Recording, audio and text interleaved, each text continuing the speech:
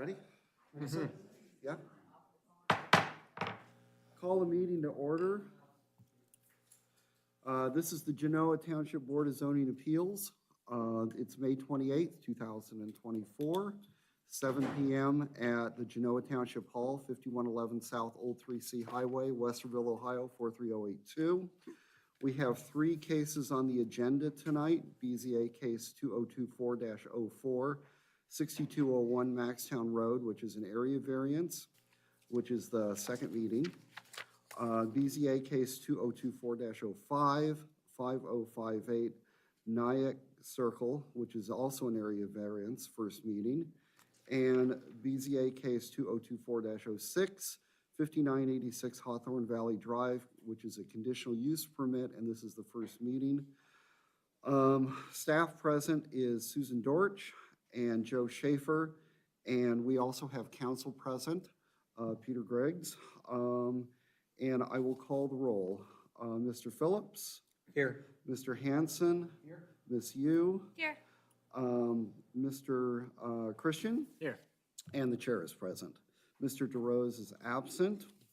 And I'll read the following statement into the record. As is the adopted policy of the Board of Zoning Appeals, all applicants will be granted an opportunity to make formal presentation. The audience will then be granted an opportunity to comment, followed by questions from the board. This policy was adopted by the Board of Zoning Appeals to provide for the orderly discussion of business scheduled for consideration. The chairperson may limit repetitive debate. And comments, by the way, any public comment should be directed towards the board, not towards the applicant. It's not a question and answer opportunity for the public comment. Okay, first item on the agenda is review and approval of the meeting minutes from the Genoa Township Development and Zoning Department for the hearings held April 23rd, 2024. I'll give you a moment to look those over, and then I will entertain a motion for approval. I think I looked at these so long ago.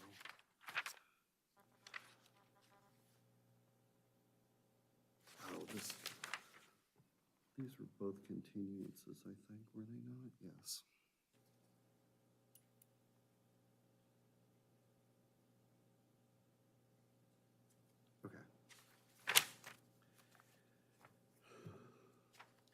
Move to approve the minutes as presented. Mr. Phillips, any second? Second. Second by Ms. Yu. Any comment, discussion, revisions, anything? No? Okay, all in favor of approval of minutes from April 23rd, 2024, signify by saying aye. Aye. Any opposed? Hearing none. Any abstentions? I'll abstain. Mr. Christian and Mr. Hanson abstain.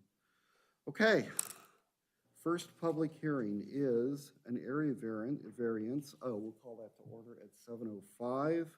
We'll call the first hearing to order at 7:05, and I'll read the legal notice into the record. And any persons that wish to speak on this application, please rise and raise your right hand. You swear to tell the truth, the whole truth, and nothing but the truth, so help you God? Okay, be seated. And I will read the application into the record. Berkeley Ellis, Cardinal Stealth Storage, Westerville LLC, on behalf of Robert L. Taylor and Terry Deersing Taylor, co-trustee, requesting approval of a variance to section 1505.05 of the Genoa Township zoning resolution to allow the maximum gross floor area of a commonly controlled business operation to exceed the maximum allowed 65,000 square feet of gross floor area within one or more buildings on parcel number 317-342-01-015-000 and parcel number 317-342-01-016-000, known as 6201 Maxtown Road, Westerville, Ohio 43082, that is currently zoned light industrial L1, or LI, excuse me. BZA case 2024-04, and it's been continued from April 23rd, 2024. We have accepted into evidence Exhibits A through D, which include the legal notice, the sign-in sheet, the application, and the staff report. I will also, I note that the applicant is represented by counsel, who can introduce himself when it's time to present their case, and I want to affirm that counsel is comfortable with the 4 members of the board and that it does require 3 positive votes, 3 affirmative votes. For Joe approval. Miller, 52 East Gay, counsel Right. for Cardinal Self-Storage. Yes, we are comfortable proceeding this evening. Thank you, Okay, Mr. thank Chair. you, Mr. Miller. Okay, we will begin with the staff report. Thank you, Mark. As stated in the legal notice, the known address of this property is 6201 Maxtown Road. According to the Delaware County Auditor's site, the Taylors purchased the property in July of 2011, or became the owners in 2011.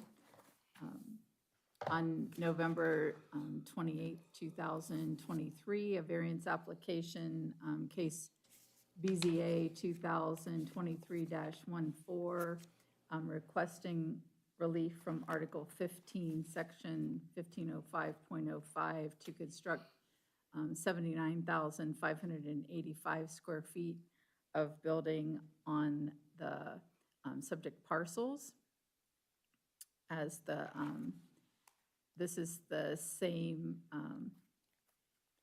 sorry, I lost my train of thought.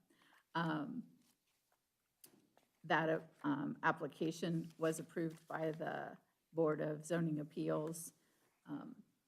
And the current application is requesting an additional 1,021 525 square feet of building, and that was received on March the 26th, 2024. Susan, can I stop you? Can you Yep. tell me what the additional amount is? Is it 1,021 or I missed that? I apologize. So from the first variance, they're asking an additional 107,250 square feet over the first variance.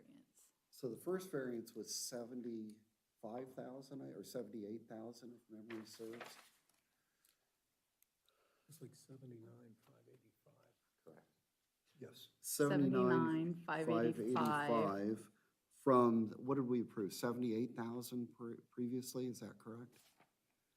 No, you approved 79,585 on the first No. variance. Okay. And then this one is asking Oh, for 107,250. Oh, I see. So they're asking for 121,835 more square feet, right? no. 525? 120,525. Okay, boy, now I am lost, thanks. Sorry, I just got back from vacation, but the math doesn't work for me. You are correct, 50. I apologize. So, If I may, sir, I don't mean to interrupt. go ahead, Mr. Miller. There's obviously a I 65, just want to know what the number is. obviously a 65,000 square foot limitation on the books in Genoa Correct. Township. This board previously approved a variance to 79,585 total Okay. square feet for the site. Okay, Currently, the plan before you is asking for total build area of 186,835. 186,835 in total. how, okay. And all right, well, 121,835 more square feet. 121,525 more than the, 525. no, my math's not good, that's why I went to law school, but it's 121,000. I believe it's 100 and, It's We'll here, have- it's well- here in the paper on B, it's 121,835. thank you, If our math is correct. thank you. I'm going with you. It's a part of the staff report. You know, and It's on the back of the first page. I have a question too now. Ah. If the total request is 186,835, is that right? That's on page 2 of the application, Yes, requesting 186,835, and we approved 79,585. Should this request be the difference between those two numbers? yes, it should. That variance is already a record, correct. and that's the And that's not 121. 121,000. It's 107,250. Thank you. Okay. It's on the back of the first page as well. Up in section. So the or 121 section in the 2. staff notes should be 107. Is that right? Where it says, It does say 107. no, on H3, 1H3 on the first page. Current variance application requesting an addition 121,525. That number should be 107. Am I correct? That should be Oh, yes. I think you are. 107,250. Okay. Gotcha. Okay, all right. Let's, now that I've kind of thrown a monkey wrench into everything, sorry. Just trying to get the number. The 121,525 is the total amount being requested between the two variances that's over the 65,000 that the code allows. I thought it was 186,825. Different way of Yeah, describing. yeah. Pardon? It's just a different way of describing it. We'll The go, 65,000 is the, Oh, what's in the got it. book. Okay, And then if you take yep, what they're asking for, that's Yep. where she got the 121. But to answer Mr. Phillips' question, the difference from what was previously approved is the 107. 107. okay. Everybody's right. Okay. Okay. So the variance today is for 121,525. Okay. 107. Oh, 107. Okay.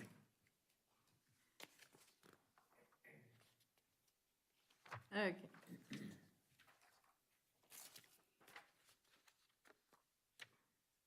So basically, the comments there are the same as from the last one.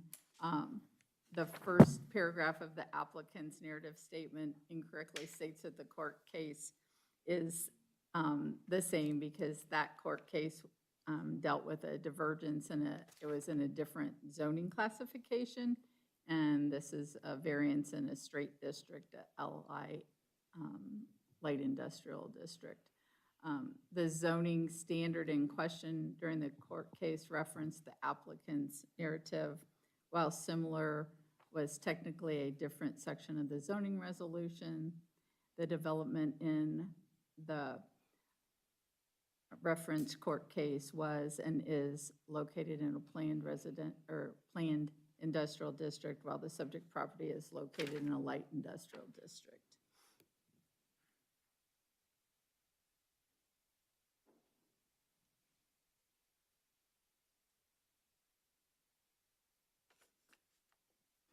The subject application has treated two separate parcels as one.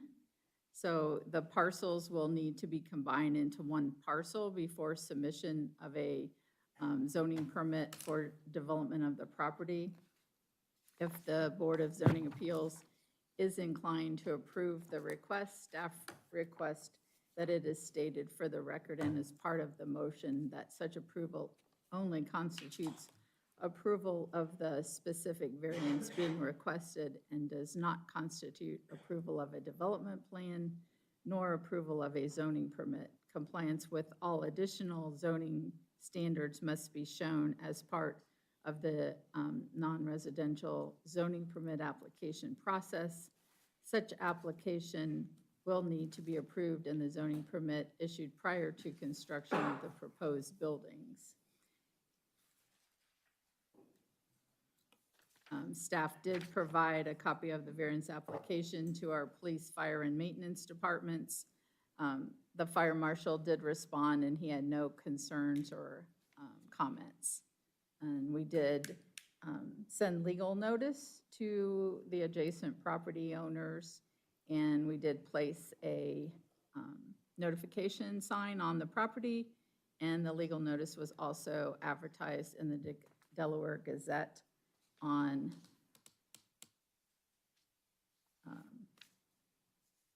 it was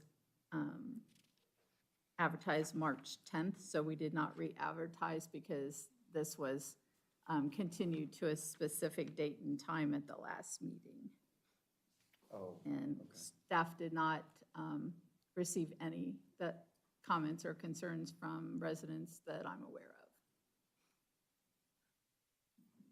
So let me just see if I understand this. We've gone from a request that we approved back in November of 4.931 acres, plus now we've added another 10 acres. So now it's a total of 15-ish acres. That was the same in the last application too. Was it They- always 15 acres? Mhm. I don't. They're two separate parcels. Yes, So they're gonna have to combine them into one, otherwise they couldn't put the buildings over the property we lines. conditioned that at the time that they were combined? I don't remember I don't doing believe that. so I don't think we did because either.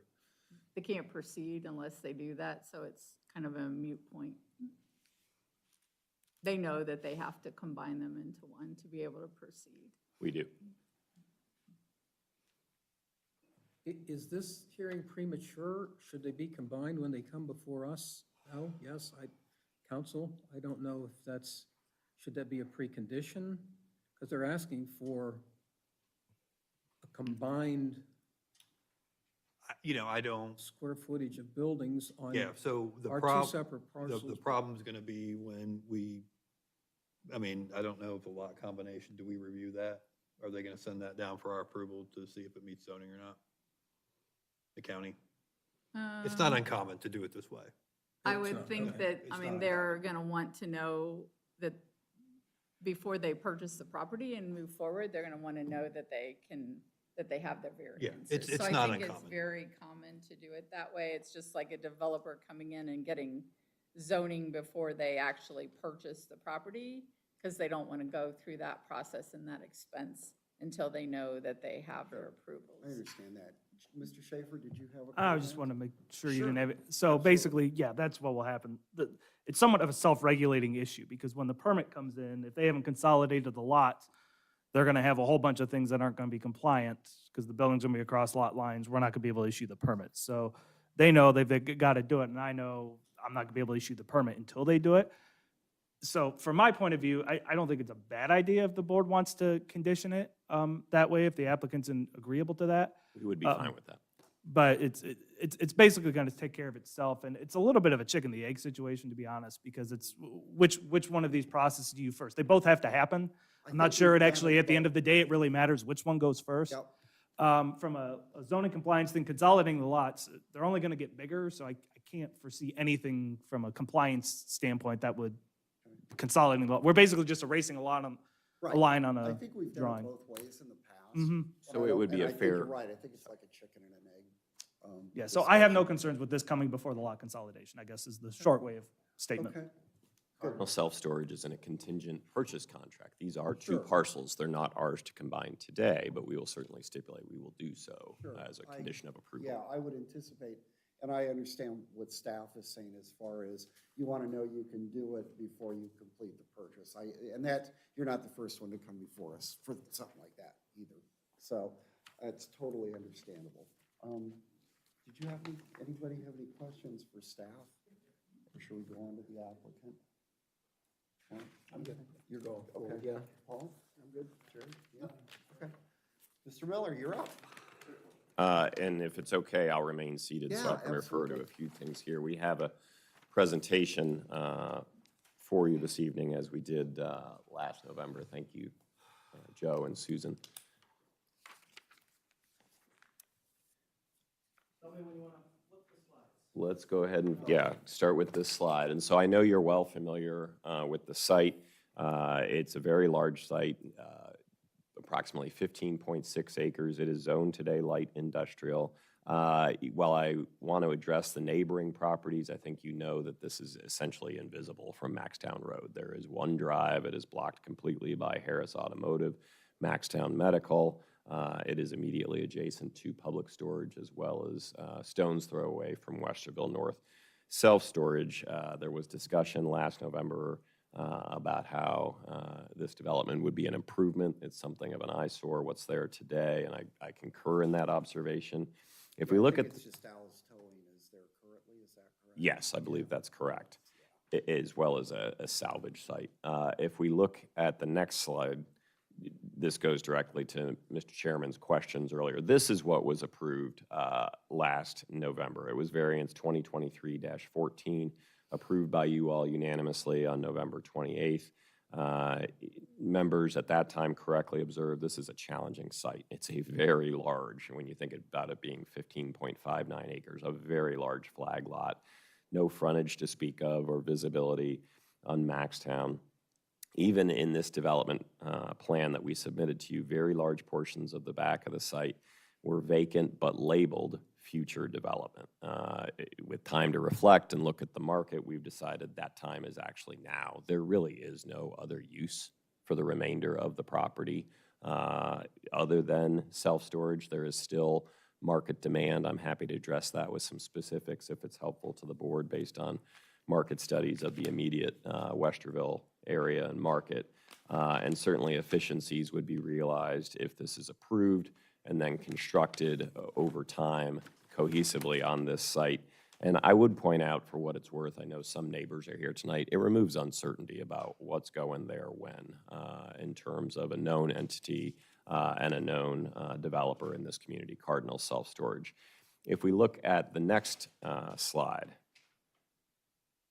this is the revised plan. It's a a variance of 107,250 square feet from that which is already of record. In other words, what you approved last November was that increase over the 65,000. It's approximately 107,000 square feet above that. That may sound large on its face, but I want to give you some perspective here tonight. The request is very much proportional to this large site, and in fact, no other variances are necessary. It does not exceed the maximum lot coverage. While that sounds like a lot of square footage, it does not exceed the maximum impervious surface standards for the township. And I'll explain in a moment how it's actually completely consistent with the adjacent self-storage uses, both the use itself and the square footage requested. So, and of course, this is a permitted use in the limited industrial district. If we look at the next slide, there are several standards that guide your decision here this evening. That here is the ordinance and the zoning resolution from which we need a variance. It's this 65,000 maximum gross floor area. But it's a little deceptive for this use because no one building is 65,000 square feet, not even close. The largest single actual building is only 20,000 square feet. That's labeled as Storage Building A. And I would also point out, of that 107,000, there it says 121,525, the total amount. And I think even that's a little off, above 65,000 square feet. In fact, of the 107,250 square feet, 65,400 of it is for parking canopies. It is not, I understand why Mr. Schaefer and Ms. Dortch consider it a building, but I don't want you to think that it is some enclosed structure. It's a canopy. Yeah, just to jump in, as I recall, a substantial, maybe 2/3 of it was just covered storage. The remainder was finished building units. That is correct, and if it's helpful at some point, we can flip back to the depiction of it. In the next slide, I know many of you, Mr. Christian was not with us that evening, but heard about this court case back in 2016 and 2017.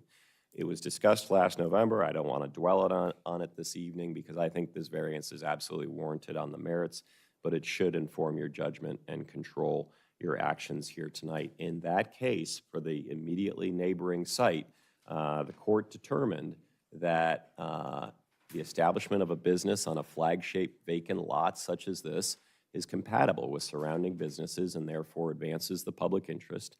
The court also found that due to the shape of the lot, travelers on Maxtown would be unlikely to see the larger buildings, and this divergence was consistent with the purpose and intent of the zoning resolution. So the additional square footage you're requesting, though, is covered building space. It involves parking canopies, the same covered So it's the same spaces. parking, and roughly, and maybe I'm getting ahead of you a little bit. You're fine. Roughly how much is in the new request total parking canopies and storage units? As a percentage, 2/3, 1/3?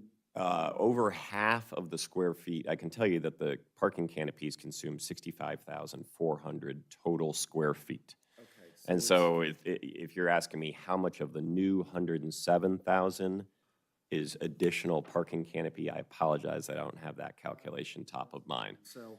But if you think of the divergence from 186, 65,000 as approximately 121,000 square feet, well over half of it is parking canopy, 65,400. Okay. So, And as I recall, those are a buffer around the finished storage units, is that? correct. Is that And that is our original plan And before. that's still the plan? That's still the plan. We have had some dialogue and engagement with the neighbors, the residential neighbors, which I think is positive, and I'm happy to address that, and I think they likely will this evening, and hopefully we can all come to a mutual decision on what's preferred. But you're correct. The plan that we submitted has the parking canopies essentially at the perimeter of the east side of the site, which abuts residential. Right. As you know, there's also a substantial setback, 75 feet to impervious surface. And a berm, as I recall, or am I incorrect on that? I can't remember. Green space. Landscape. Yes, it's all seated, correct, Member Hanson, in green space. We did not, I don't know that it requires a berm, and I'm not sure about the altitude difference, whether that would be required. See it from Maxtown. You can't see it at all from Maxtown. There's literally just a driveway that goes hundreds of feet Probably back. drive by there 10 And then times a even day. after that 75 feet of green space, there's an 8-foot opaque, completely opaque fence. So I submit to you that the court case is controlling authority. What the court ultimately found in that case was that the Board of Trustees' denial of a similar divergence in that case was arbitrary and unreasonable and unsupported by the evidence. But again, if you'll indulge me in the next slide, I'm happy to go through the applicable standards. I believe they're all met here. And so this is what you need to look to this evening at the risk of being repetitive: 30704, 30705, and 30706. I'd like to address them in turn. First is 30704. These are considerations for you for a variance. The first, the variance is not contrary to the public interest. This is something the Court of Common Pleas directly held. That establishment of a business on a flag-shaped vacant lot that is similar to this and is compatible with surrounding businesses advances the public interest. The second, due to special considerations, a literal enforcement of the zoning resolution will result in unnecessary hardship. I submit to you there that this building size is proportional given the size of the site. I mean, this is over, I think, 12 football fields, 12 city blocks. It's deceptively large because you can't see it from Maxtown. So without a variance, much of the property will simply remain undeveloped, which is inconsistent with the zoning resolution and the comp plan for light industrial districts. Due to the shape of the property, there won't be any visibility from Maxtown, and the variance is sought to provide outdoor storage canopies, which we think are an amenity or benefit to surrounding properties and users. If we look at the next slide, continuing through these factors of 30704, this is what I referenced a moment ago. The purpose of the zoning resolution is to ensure compatibility of land uses, which are either adjacent or in proximity to each other. All the surrounding uses, except that eastern side, are light industrial, and frankly, a couple of them are self-storage themselves. I suggest to you it's very compatible. And this is what I was referring to. The comp plan seeks to ensure and control the orderly development of all lands. This instead will take away much of the economic upside of this property if a variance were not given. And the purpose of the light industrial district is to provide for industrial uses that are pleasant is a high standard to apply for industrial uses, but nonetheless, pleasant, safe, and convenient. Couple of points here. First, on the development of all lands, Mr. Hansen made the observation back in November that this is a desirable use versus what is there. It's hard to find any use for a landlocked property with no visibility. So the fact that this can be put to productive use, it does satisfy the objectives of the comp plan. And on the last bullet point there, pleasant, safe, and convenient uses, I would submit to you Cardinal Self-Storage has a track record in this township. They developed the public storage next door. They developed Cardinal Self-Storage in Westerville across the street down Maxtown Road. This is a good, well-developed product. This is not old rusted buildings on a gravel lot, what some people may think of when they think of self-storage. And for an industrial use, it's very well developed, it's very well maintained. It's not intense like other industrial uses. We understand that certain residential homes are adjacent. I submit to you this is one of the least impactful light industrial uses that exist. It does not generate any traffic of significance nor noise, and so we think it meets that factor. Just to refresh my memory. Sure. It's been a few months. What are the general hours of operation as far as access hours to the storage units? 6 a.m. to 10 p.m. It is secure access Right. at all times, but you cannot access the site after 10 p.m. The key code will be disabled until the next morning at 6 a.m. The office would be manned and staffed from 9 a.m. to 6 p.m. And so that model has worked very well in terms of its proximity to residential to not be disruptive, not generate noise at night. In fact, there's no one on site, and it's a totally secure facility after hours. If we look again at 307, the next slide is 30705. You're to look at whether special conditions and circumstances exist which are peculiar to the land, structure, or building involved. We've talked about the size of the site. We've talked about the irregular shape and location of the property, and how the variance is sought, at least in part, to provide these outdoor canopies. Here's something I want to stress. I think I've said a couple times already that the proposed square footage is very proportional to the site. It's in fact less than some of Cardinal Self-Storage's immediate neighbors enjoy. Public storage, I'm going to throw out more numbers, but I'll get them correct. Public storage is a site of 6.127 acres with 90,400 square feet of storage units on it. On this site, 15.59 acres, that would equate to the equivalent of 230,021 square feet. So that's well more intense than what we're requesting. That informs my judgment of why I keep saying we think this square footage is proportional. So too, Westerville North Self-Storage, you'll recall that's immediately to the north and the east. That is 73,000 square feet on 6.0 acres. That equates, if it were on 15.59 acres, to 189,678 square feet. So on a ratio basis, both of those are greater than what is requested here.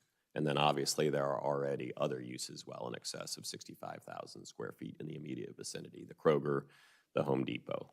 And so we do believe a literal interpretation of the zoning resolution would deprive Cardinal Self-Storage of rights enjoyed by other property owners in the area.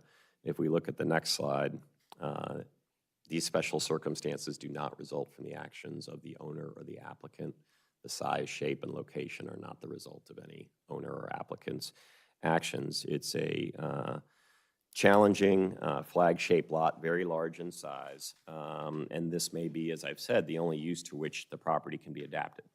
As an aside, I was here on other business when the township long ago enacted that 65,000 square foot limitation. My recollection is Mr. Schaefer was too.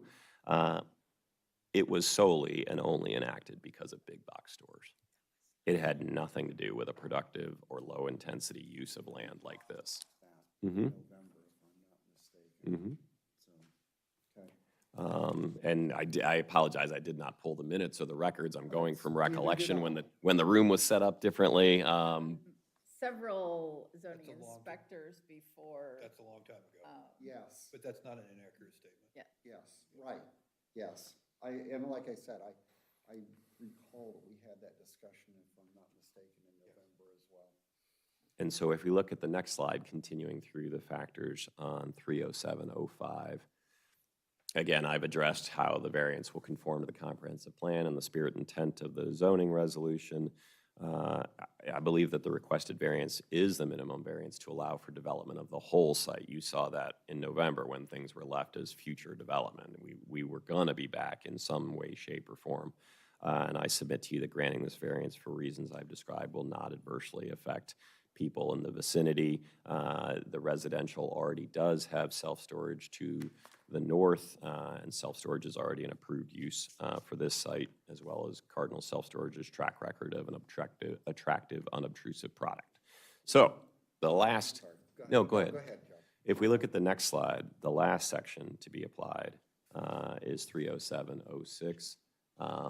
The property in question will not yield a reasonable return. Many of these things I've touched upon. It's already zoned for self-storage. It's directly adjacent to self-storage. This is what's necessary to actually develop the entire parcel. If we look at the next factor, the variance is not substantial given the development plan and size of the property. Here's where I would refer to those other developments, that it's less substantial on a pure acre basis than either of the adjacent self-storage facilities, as well as none of these buildings approach anywhere close to 65,000 square feet. And again, the idea that well over half of the new square footage is not for enclosed buildings, but instead for these parking canopies. The next slide, the character of the neighborhood will not be altered, nor will adjoining Here's my question, is what we approved in November is identical in relation to the neighbors as today? Is the plan from November identical in relation to the neighbors? as it relates to that eastern side of the Correct, property. That eastern end of the property. Here's where I need my reading glasses, but I do have an answer for you on that. There was still the outdoor parking spaces along the eastern perimeter, Right. and there was a canopy on the portion that was intended to be developed. But you'll recall Oh, go ahead. the northern portion of this property did not have an additional parking canopy on it.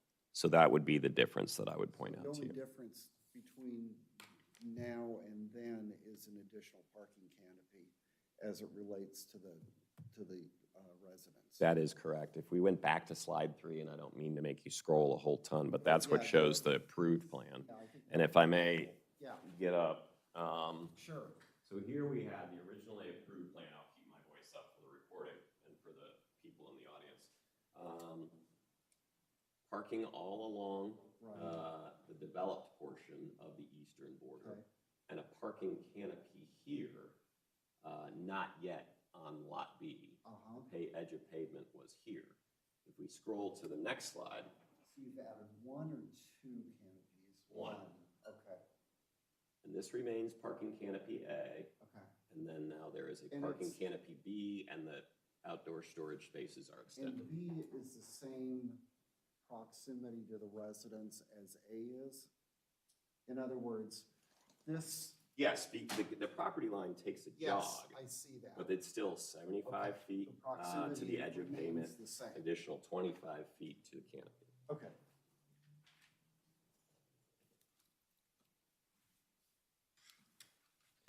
And so, sorry, we are nearing the end, so if you go to the 15th slide, if that's possible, the remaining factors on 307.06. Yes, exactly.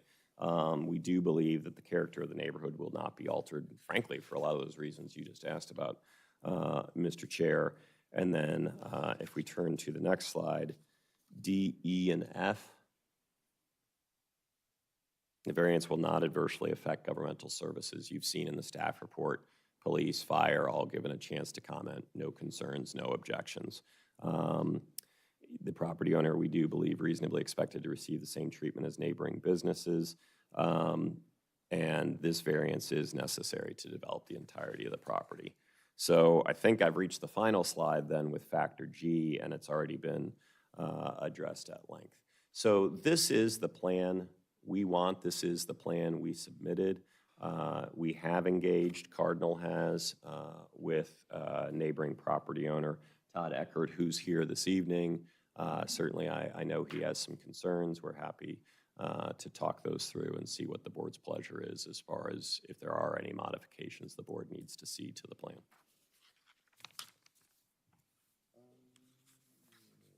Anybody have any questions for the applicant? I have a question for staff. Oh, go ahead.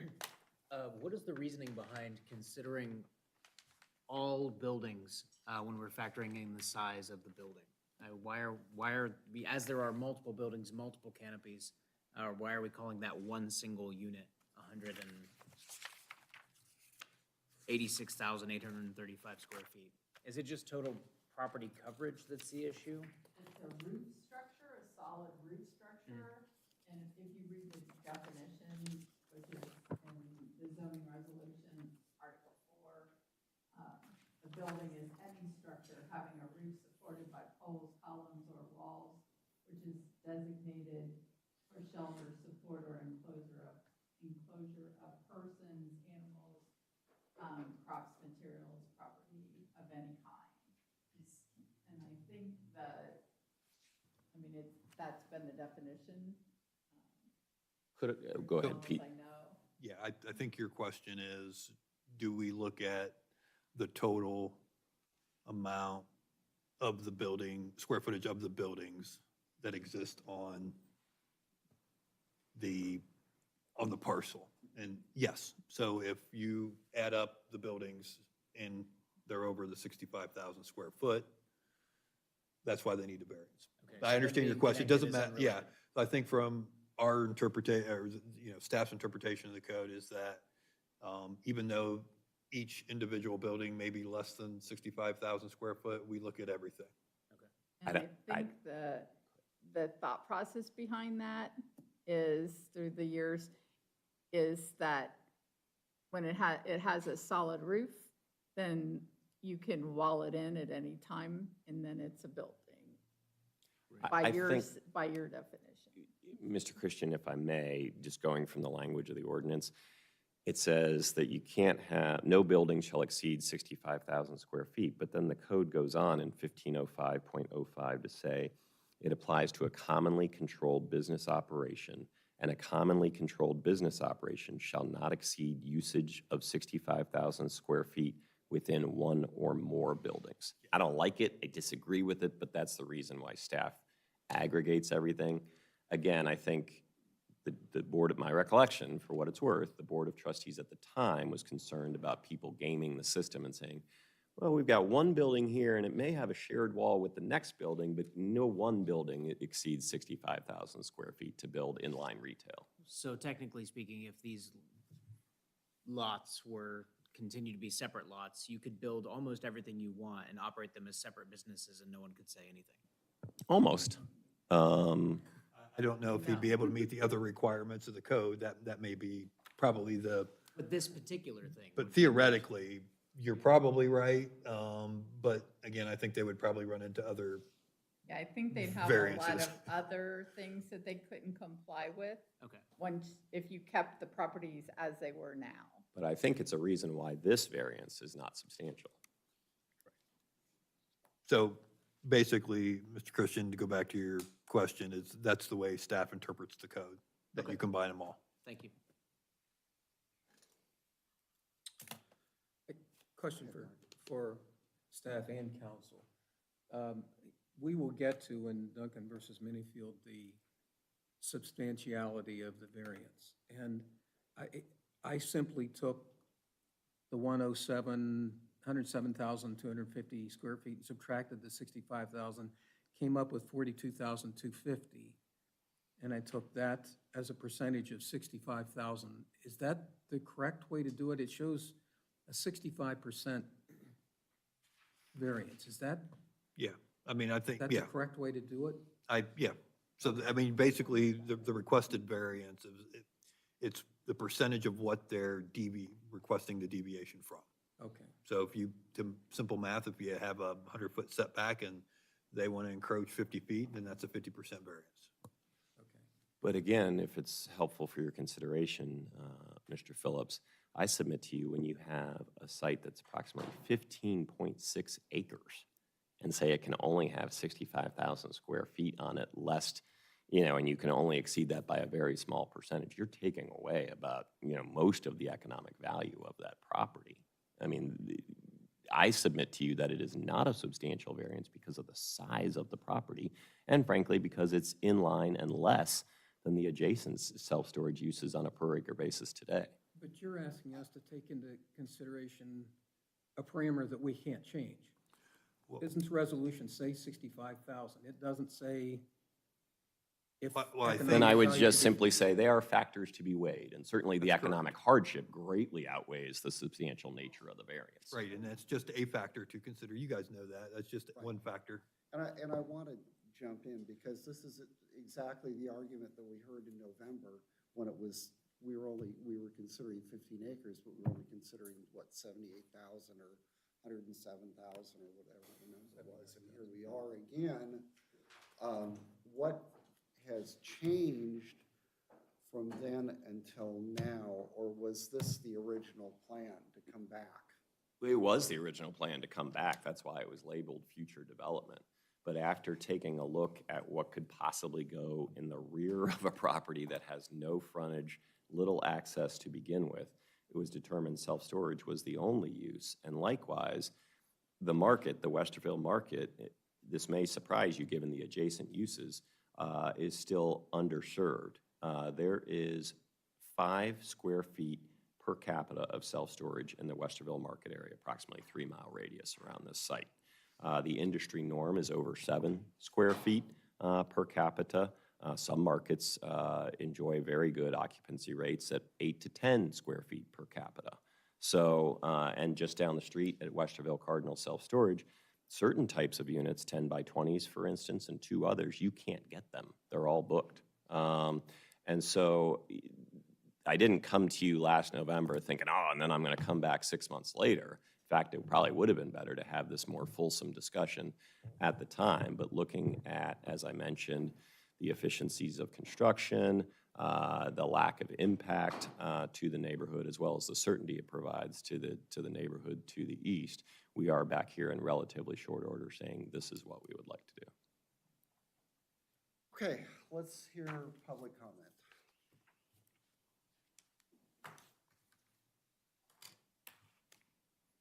Anyone? Come on up, name and address, sir. My name is Todd Eckert. I live at 7042 Jean Court, adjacent to the property under discussion. Towards the north side, second property from the end. Yep, right there. Yep. I didn't realize I was late to the party here. This has been going on since November.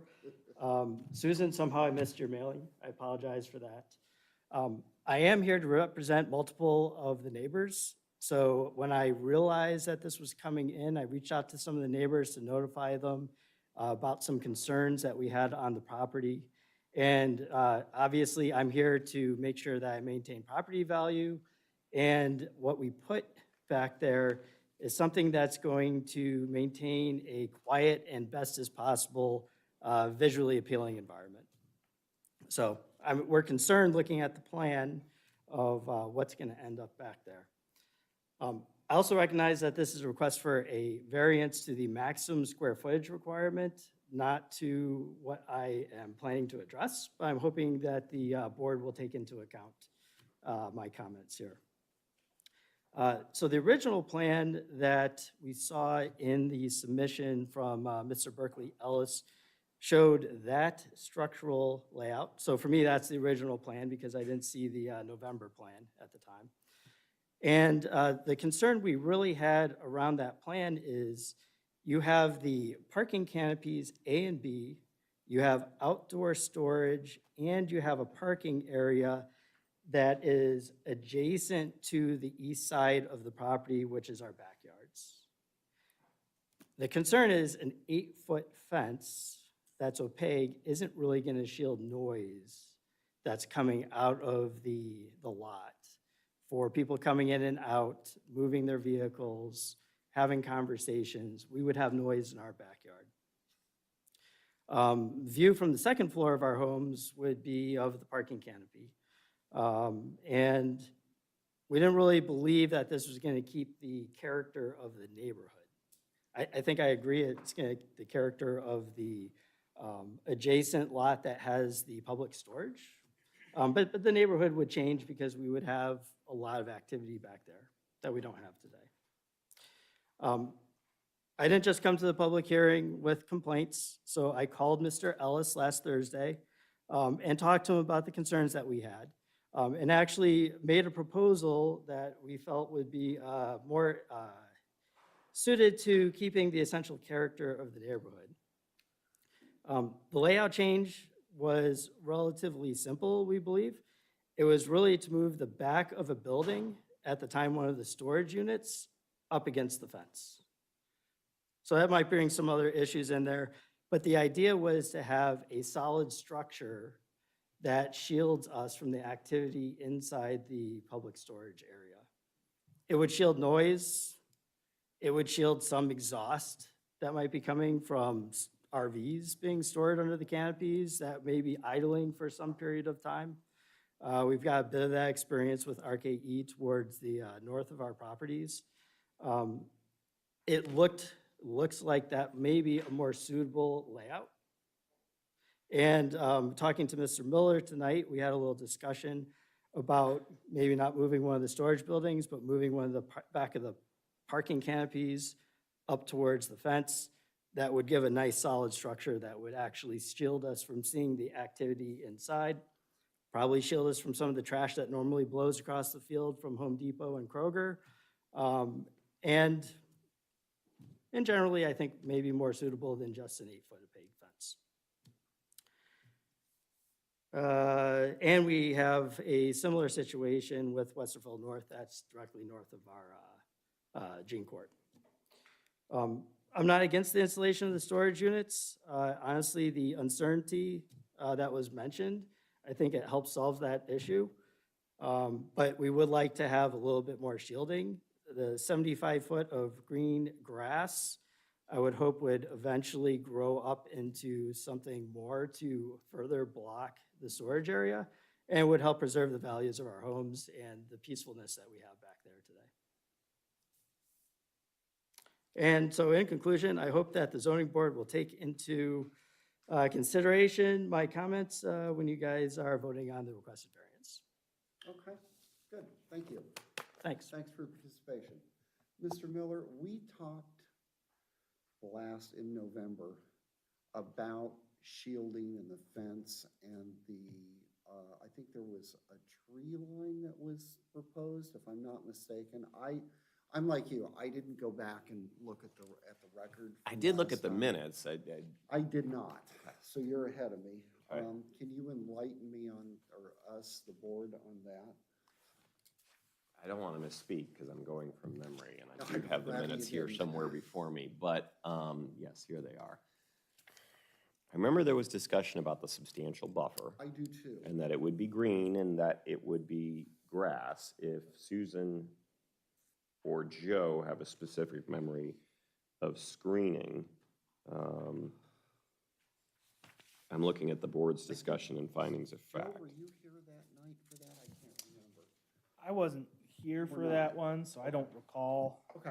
We obviously would hold them to whatever the zoning resolution requirements are. You know, I did a review of this against the zoning code back in the fall when this was all sort of starting up, and I typed them up a numerous point list of here's all the things you're gonna still have to comply with even if you Sure. get this variance approved. And I know screening and setbacks and all of that But were we- part of it. And we as a board, we don't enforce the zoning code, and we don't typically demand changes to proposed plans. No, but you certainly, if there's an agreeable Right. condition Well, of course. with the applicant, you certainly could levy that as a condition.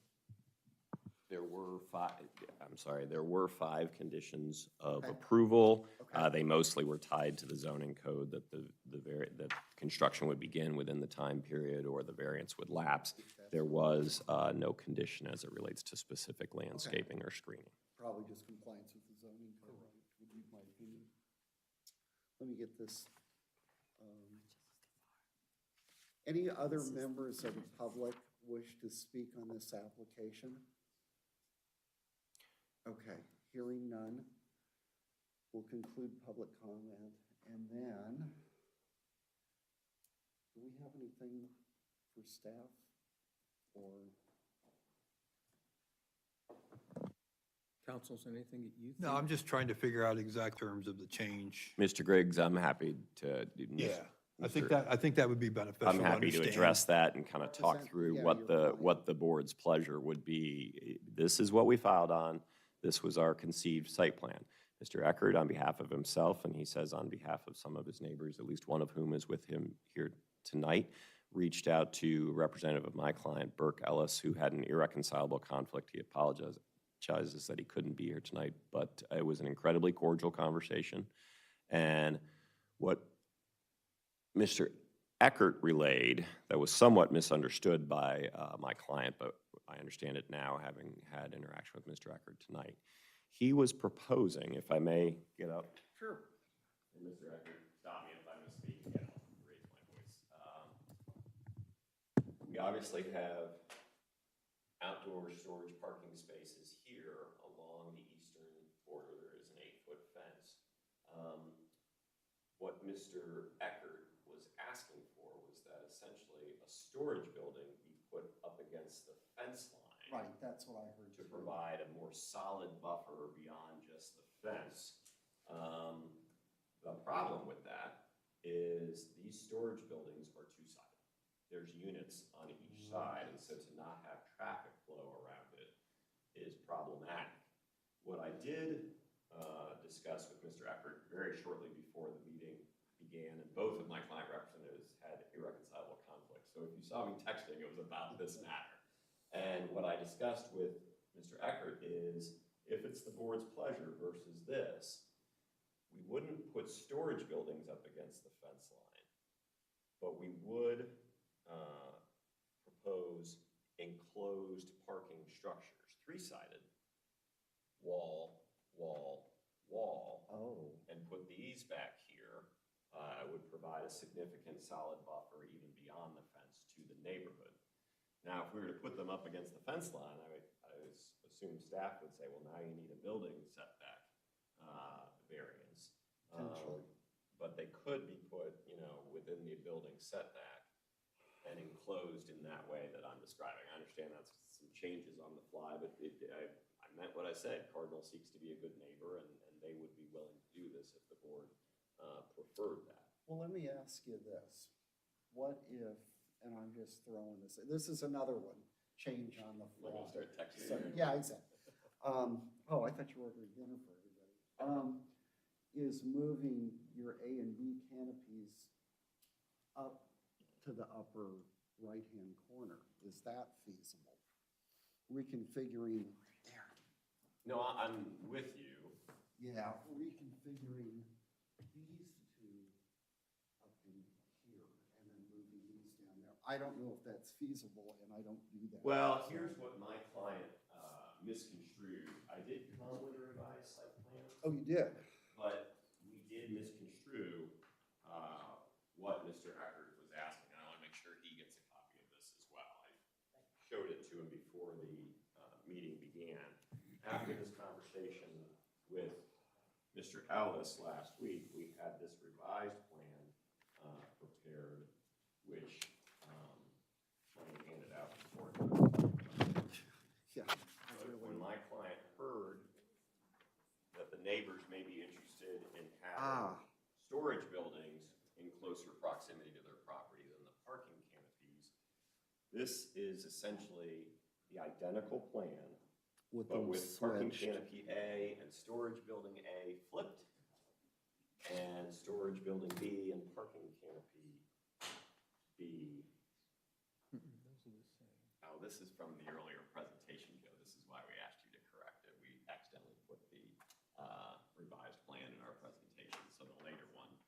as the original plan, but don't go to it, because this is the revised plan, sorry. Yeah, it's just gonna confuse folks. This depicts what I just handed out to you, but this is revised based upon, what we thought the neighbors' concerns to be, putting storage closer to the property than parking canopies.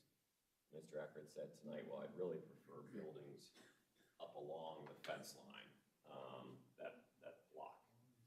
It'll So, still have the noise that he was concerned about. that it would hopefully With the traffic ameliorate and- concerns about noise. Now, I've told you before about why I believe this is a low-intense use and does not generate noise, but I want to be respectful of the Well, neighbors' I concerns. think to a certain extent it probably does.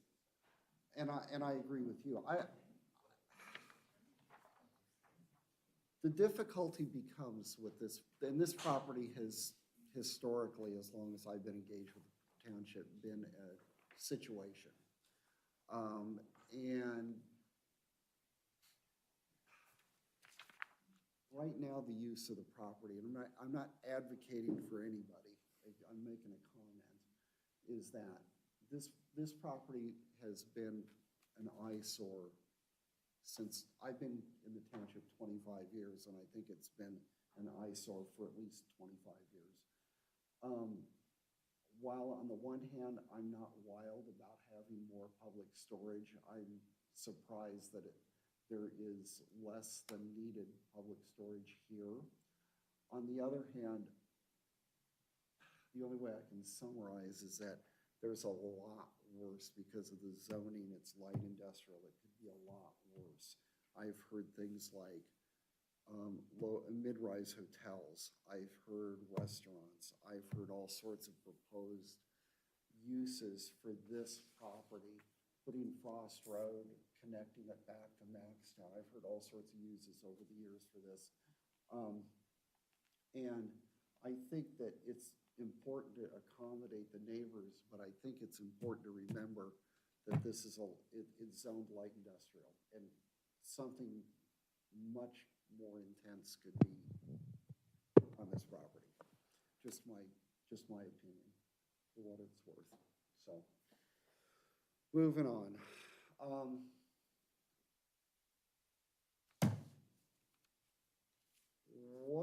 What's the board want to do? Do you want to move into Duncan versus Middlefield? Do you want to consider the alternate plan? The plan is proposed. I'm open to suggestion here.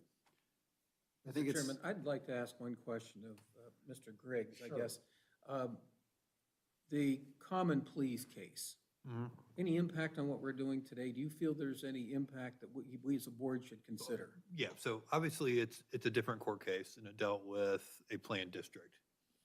From my perspective, it's not controlling, but what I take from Mr. Miller is that the analysis that was provided by the court bears some potential impact. I mean, so those factors are somewhat similar, and I think what he's saying is a court may look at the same analysis in a variance request. Would you agree with that? I don't disagree with some of them. Okay. You know, yeah, so, you know, if you have any more questions, it'd probably be better if you wanted to go into private deliberations, if you want to, but I don't think they're controlling, but I think the analysis that the court performed in that case is helpful to you, because I think they would perform a very similar analysis here. What? Okay, we don't have any more public comment. We've heard the application. I mean, to me, the question, I think, is, I think you have a concern from the neighbors. Sure. And, they're the ones that are mostly impacted. And is there a way to have a plan that alleviates those impacts? And Right. maybe it's that type of discussion that needs to happen. Maybe this is the first time I've ever done this, and I've been on the board a while. and the first time I've ever suggested this, but I'm somewhat inclined in going into private deliberations on this application. What do you guys think? Or are you comfortable with just doing discussion and calling the vote? What would you like to do? I think we should go into private deliberations. That's what I I think. think we really should. That's what I. Make it think as brief as is possible, with- but I do. Right, think we I'm should. not talking about a long protracted conversation about it, but I'm not thinking, I think that it is Thoughts? merited. Jared? Yeah, so you would want to make a motion to recess into will. private deliberations? Yeah. Very briefly, yes. and I don't intend to lobby or argue for anything, but I'd like to explain to you the application, that plan, and what I discussed with the neighbors, so you understand fully the range of options available to you. What we applied on, and I apologize if this was mistaken, is storage building A, storage, no, this is what we applied on the canopy. This is the drawing from the application. I'm not sure why I thought this was wrong. Oh, you switched it, Joe. Thank you. So this is the application. The revised plan I just handed out flips these two, puts storage building closer to the neighbors, but maintains two-way circulation because there's units on both sides. What I discussed with Mr. Eckert is, okay, he would like something along the fence line, or perhaps if you want to maintain the 25-foot building setback, then Cardinal would be okay with this too. We could enclose the two canopies on three sides, leave them open in the front for pull-ins of boats and RVs, and locate them perhaps along the building setback and relocate these parking spaces internal to the site.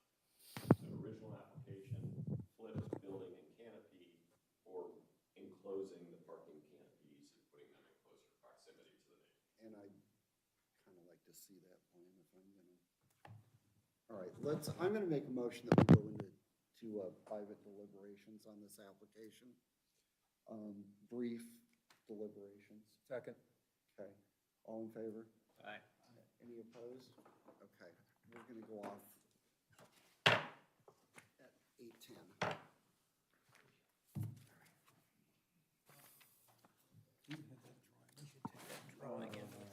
Yeah, it's this one.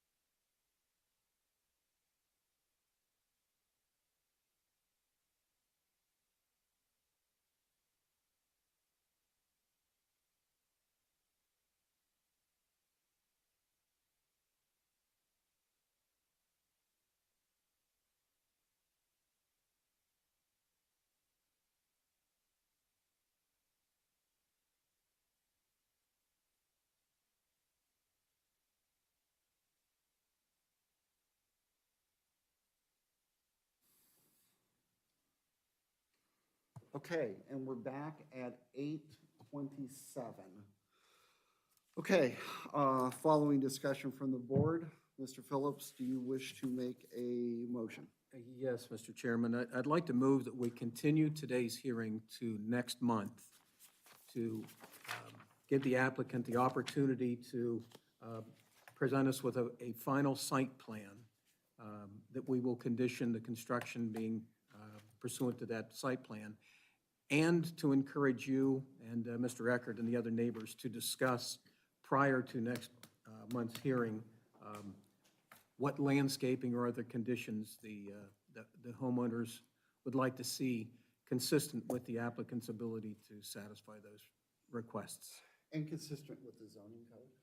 I And apologize. consistent with the zoning code, yes. Okay, Motion to continue the public hearing to, when's the next month? June 25th. June June 25th. 25th. At this location at 7 p.m. PM at this location, yes. and I will second that motion. Discussion? I guess, Oh, go ahead, Jeff. I guess we just need to know the date of when you want the any Oh, revised materials. Technically, today was the deadline for next month, but you can set whatever date you want for the revisions. Is, Mr. Miller, is June 15th acceptable? I Yes. don't know if that's a weekday or not, I'm just pulling it out of the air. So Yes, that is acceptable. let me look and see what the. And is this, to be obtuse, I just want to make sure I do the right thing. 14th. Oh, no, how about, let's make it the Monday, what would that be, 17th? Yeah, Monday the 17th, okay, Mr. Miller? Yes, and this is, I know you've seen a couple different plans tonight. Sure. But the idea is revise the site plan in accordance with some of what Mr. Eckert wanted and what I proposed in terms of a three-strided We parking want to structure. see, right, we want to see what you're going to do, rather than give you a, well, gee, we're going to maybe do this, that, or the other thing, which is actually what we require of all applicants, so, rather than do it on the. Sure, but as opposed to what you already have before you, Correct. come up with this plan as described tonight. Correct. But not requesting an additional variance. Right. That's when I Well, say, I guess that comment means we prefer you stay at the 100-foot setback line. within the code, Perfect within the direction. code. That's all I needed. That's right. Within the requirements of the code, aside from the coverage. That's really helpful, thank you. Okay, Call the question? all right, call the question. Mr. Christian, Yes. Mr. Hanson, Yes. Mr. Phillips? Yes. Chair votes yes, motion carries. Thank you, Mr. Miller. And again, to the audience, thank you for your time tonight. Yeah, I know this has been a long hearing, and we'll draw, and the hearing's concluded at 8:30 PM. Thank you once again. Thank you, Mr. Appreciate your Miller, time. for your patience, your time. All right, see ya. I'm gonna keep, and thank you, Mr. Griggs, for coming out tonight. I guess we'll be seeing you next month. Don't make any vacation plans.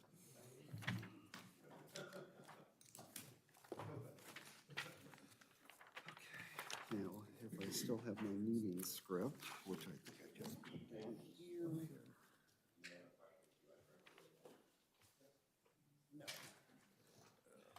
Give me just 1 minute, please. Oh, no. Find the rest of mine, please. Well. I bet if I hadn't lost my script. Can I borrow your meeting script? Here, May 28th. I'll find mine eventually.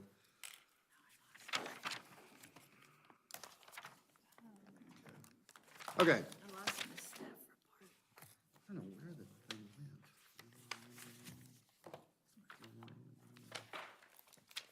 That application. Oh, there it is. Thank you. Okay. And we'll open hearing number 2 at 8:32 PM.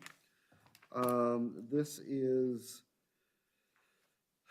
I'll read the legal notice into the record. First, let me swear everybody in that wishes to appear on case 2024-05. Let's see, It's a rear setback variance for 5058 NAA Court in Galena, 43021. If everyone that wishes to speak on this matter, please stand and raise your right hand. You swear to tell the truth, the whole truth, and nothing but the truth, so help you God. Thank you. Be seated. Chris and Jean Bolin requesting approval of a variance to allow a porch addition to encroach into the required 40-foot rear setback at 5058 NAA Court, Galena, Ohio, 43021, Lot 7057 in the Walnut Grove Estates subdivision, currently zoned planned residential, PRD, and this is BZA case 2024-05. The legal notice for this hearing was printed and published May 15th, 2024 in the Delaware Gazette and posted at the Genoa Township Hall on May 8th, 2024. An attempt to mail notice of this hearing to property owners contiguous to and across the street from the subject property was also made. Entered into evidence are exhibits A through D, which is the legal notice, the sign-in sheet, the application, and the staff report. And Susan, if you would like to give us the staff report. Thank you, Mark.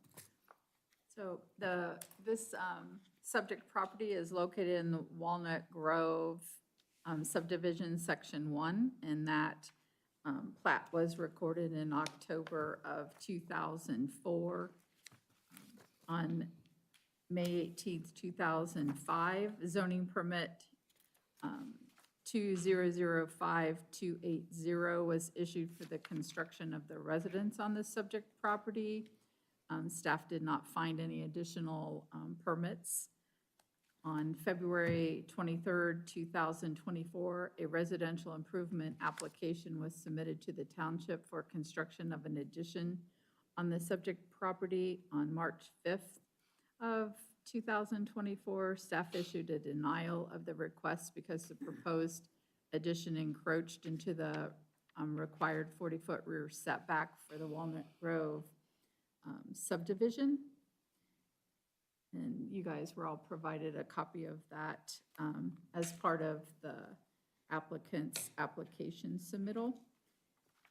After corresponding between staff and the contractor, the property owners decided to request the variance, and we received the variance application on April 14th, 2024. They're requesting a 30-foot setback instead of the 40-foot that's required in the final development plan. And section 909.01B sets the minimum yard standards. And it's per the Walnut Grove final development plan, which you received a copy of page 6, and that states that the rear yards in Walnut Grove will be 40 foot. So the applications stated that the proposed change will be an improvement to the property value and use. It won't affect any governmental services.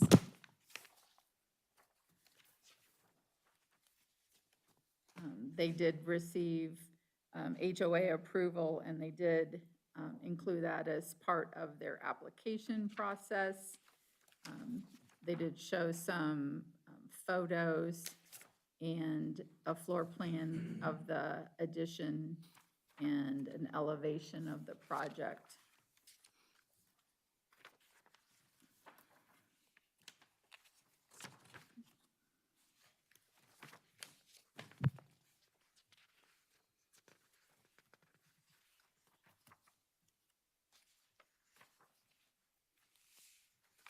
And currently, they have a patio that encroaches into that 40-foot setback, but the code does allow for anything that's like an unroofed patio or deck to encroach into the rear setback by 10 feet. So their patio is more than likely compliant But when they went to put on the screen porch addition, then there's an issue encroaching into that required 40-foot setback.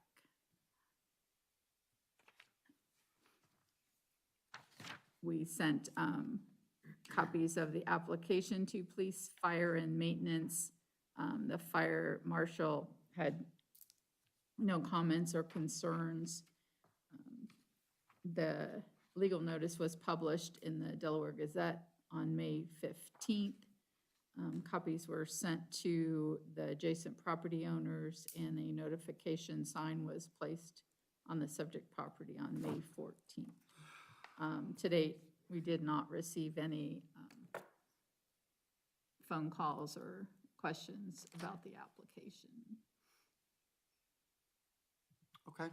Anybody have any questions? Oh, Ms. Hughes joined us. Anyone have any questions for staff? No? You may not know this off the top of your head, but who owns the parcel behind them? Kind of the shape of it makes me think it's the HOA. that owns it. Okay. Let's hear from the applicant.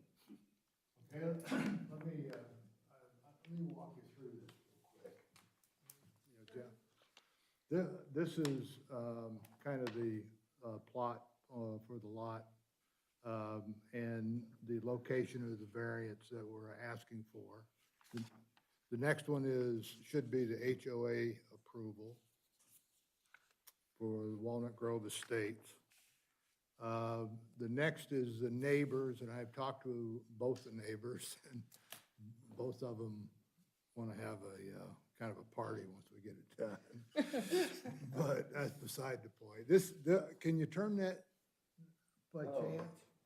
This is just a picture of the backyard to give you some idea of what it's like back there. It's totally wooded, which is good, but it's also part of the reason we're asking to cover it, because of the heavy tree canopies is constantly just pouring onto the deck, the current deck that's there. See the next one and see what it shows. That's the area that we're talking about, but that doesn't tell the whole story. The next couple pictures will. It's just that one corner and the post, that's the rendering for the proposed project. Covered, the next one I think will start telling the story. The cover is going on the pavers.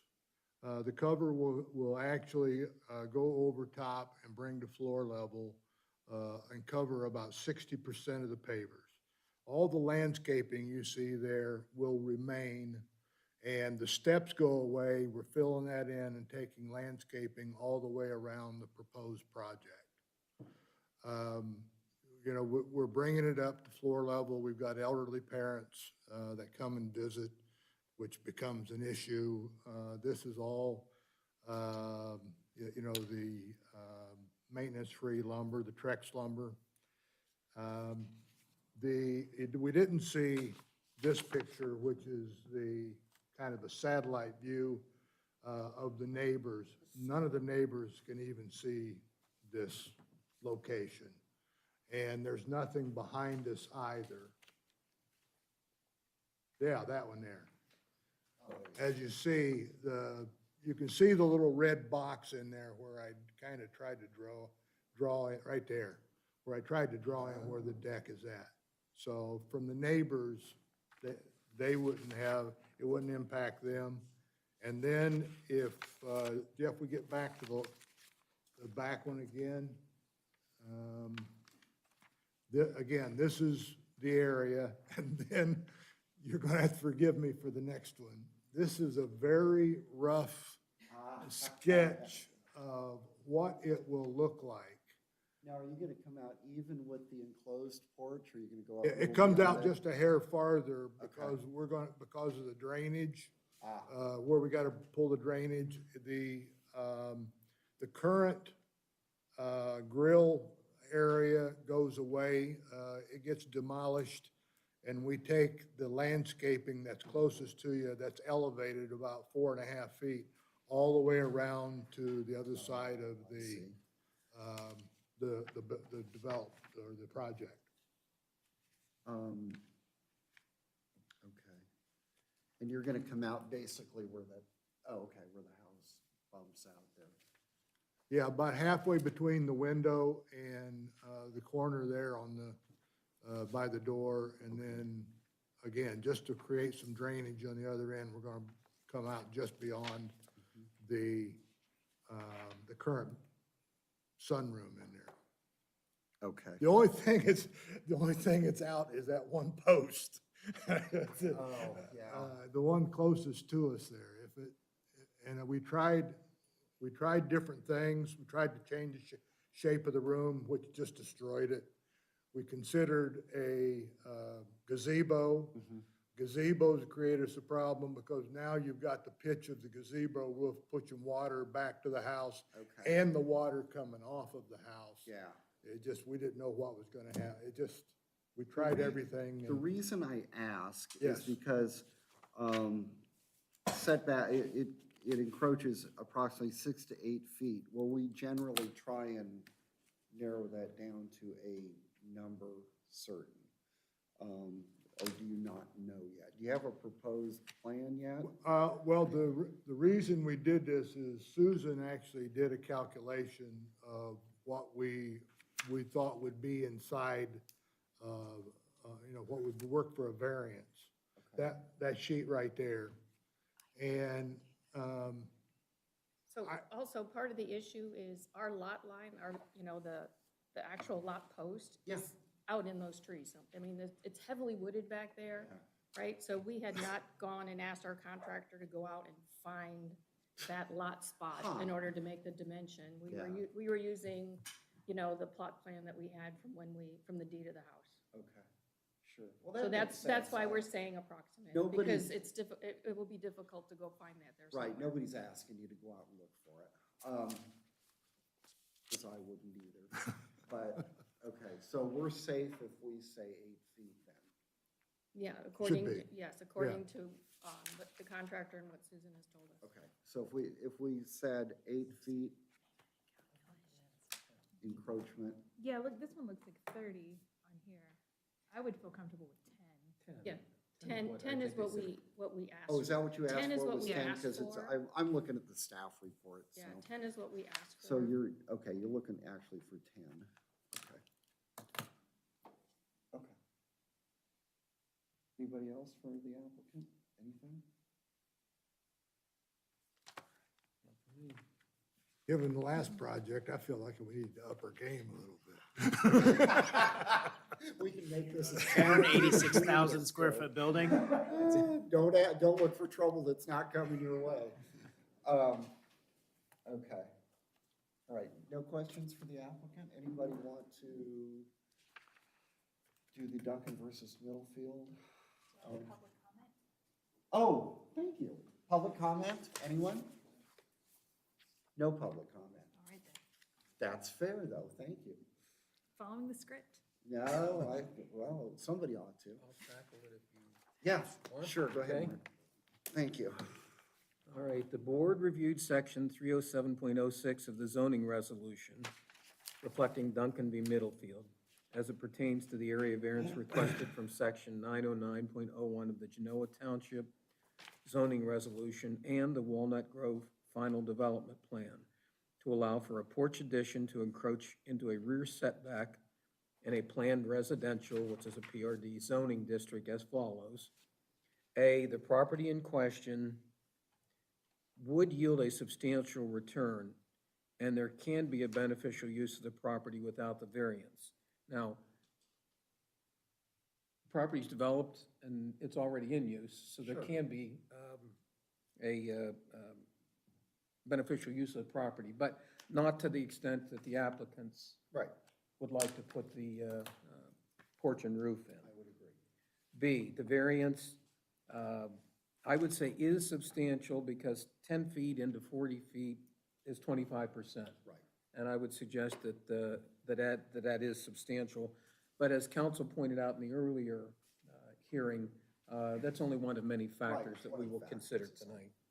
C, the essential character of the neighborhood would not be substantially altered, and the adjoining properties would not suffer a substantial detriment as a result of the variance. The applicant has indicated that he spoke with several of the neighbors, and they're in agreement with this project.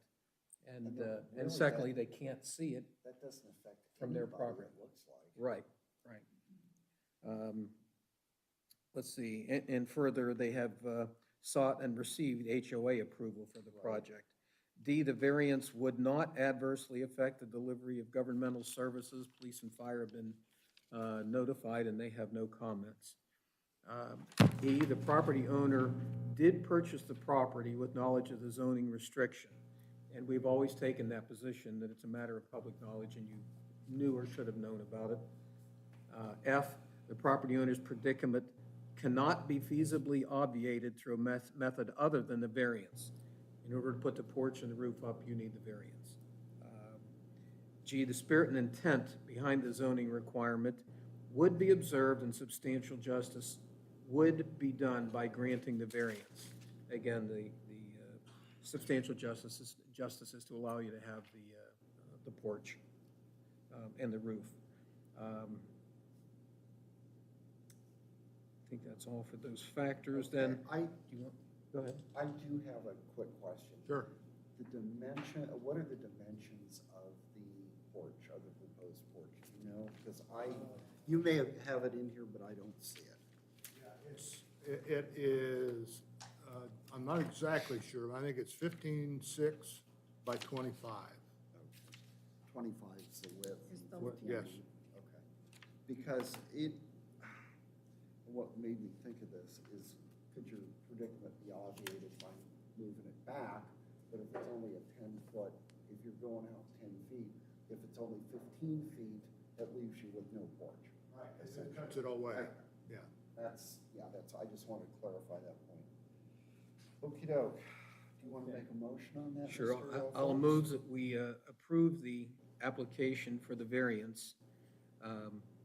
And we start by incorporating the exhibits, which I think are A through D, which includes the applicant's packet with the pictures that we were provided today, as well as the board's findings pertaining to the review of section 307.06 of the Genoa Township zoning resolution into evidence, and to approve the requested variance from section 909.01 of the Genoa Township zoning resolution and the Walnut Grove final development plan for BZA case 2024-05.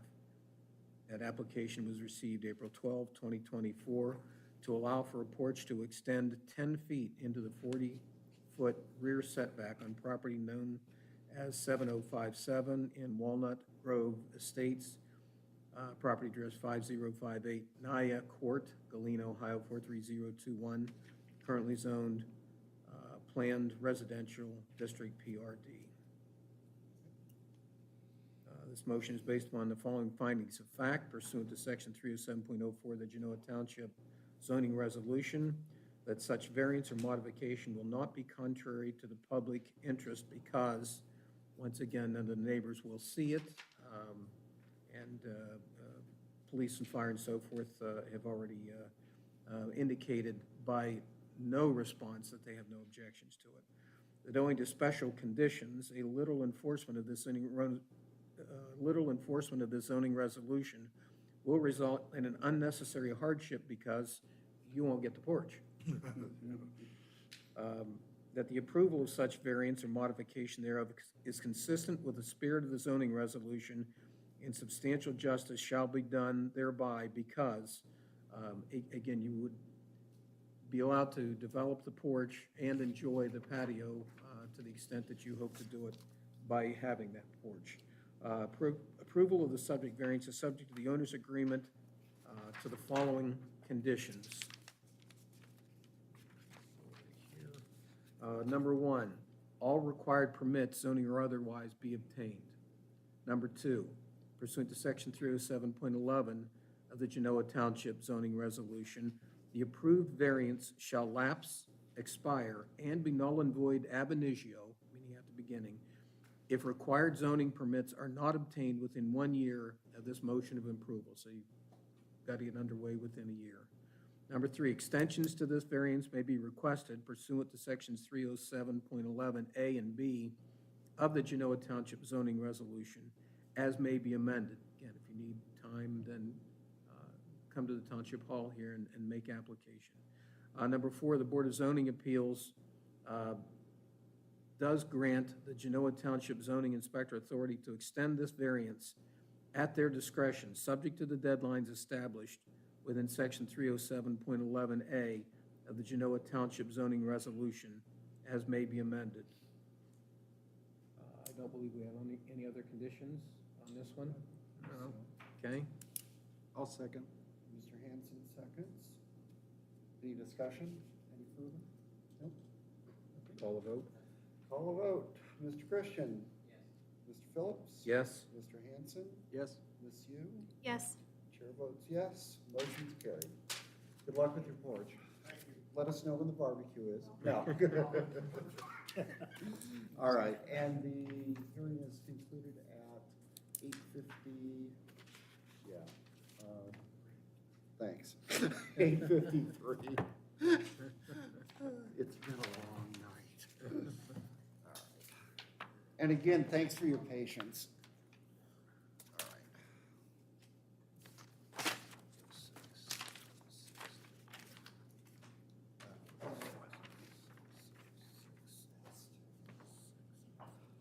Okay, final hearing of the night. Yeah, you didn't think we'd get here, did you? All right. Okay. Final hearing of the night is a public hearing on a conditional use permit. And we're calling it to order at 8:55. I'll read the legal notice into the record. Anthony Lacko requesting approval of a conditional use to allow the construction of an accessory building at 4986 Hawthorne Valley Drive, parcel number 317-322-02047-000. Currently zoned suburban residential, that's SR, and this is BZA case 2024-06. All those that wish to speak on this application, please stand and raise your right hand. Do you swear to tell the truth, the whole truth, and nothing but the truth, so help you God? Okay, be seated, thank you.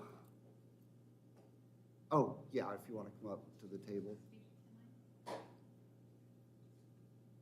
We don't charge extra to get sworn in, just so you understand. Okay, okay. Anthony Lacko requesting approval of a conditional use to allow the construction of an accessory building at 4986 Hawthorne Valley Drive, parcel number 317-322-02047-000, currently zoned suburban residential. The legal notice for the hearing was printed and published on May 15th, 2024 in the Delaware Gazette and posted at the Genoa Township Hall on May 8th, 2024. An attempt to mail notice of this hearing to property owners contiguous to and across the street from the subject property was also made. Entered into evidence this evening are the following exhibits A through D, which includes the legal notice, sign-in sheet, application, and the staff report dated May 24th, 2024. You're up, Susan.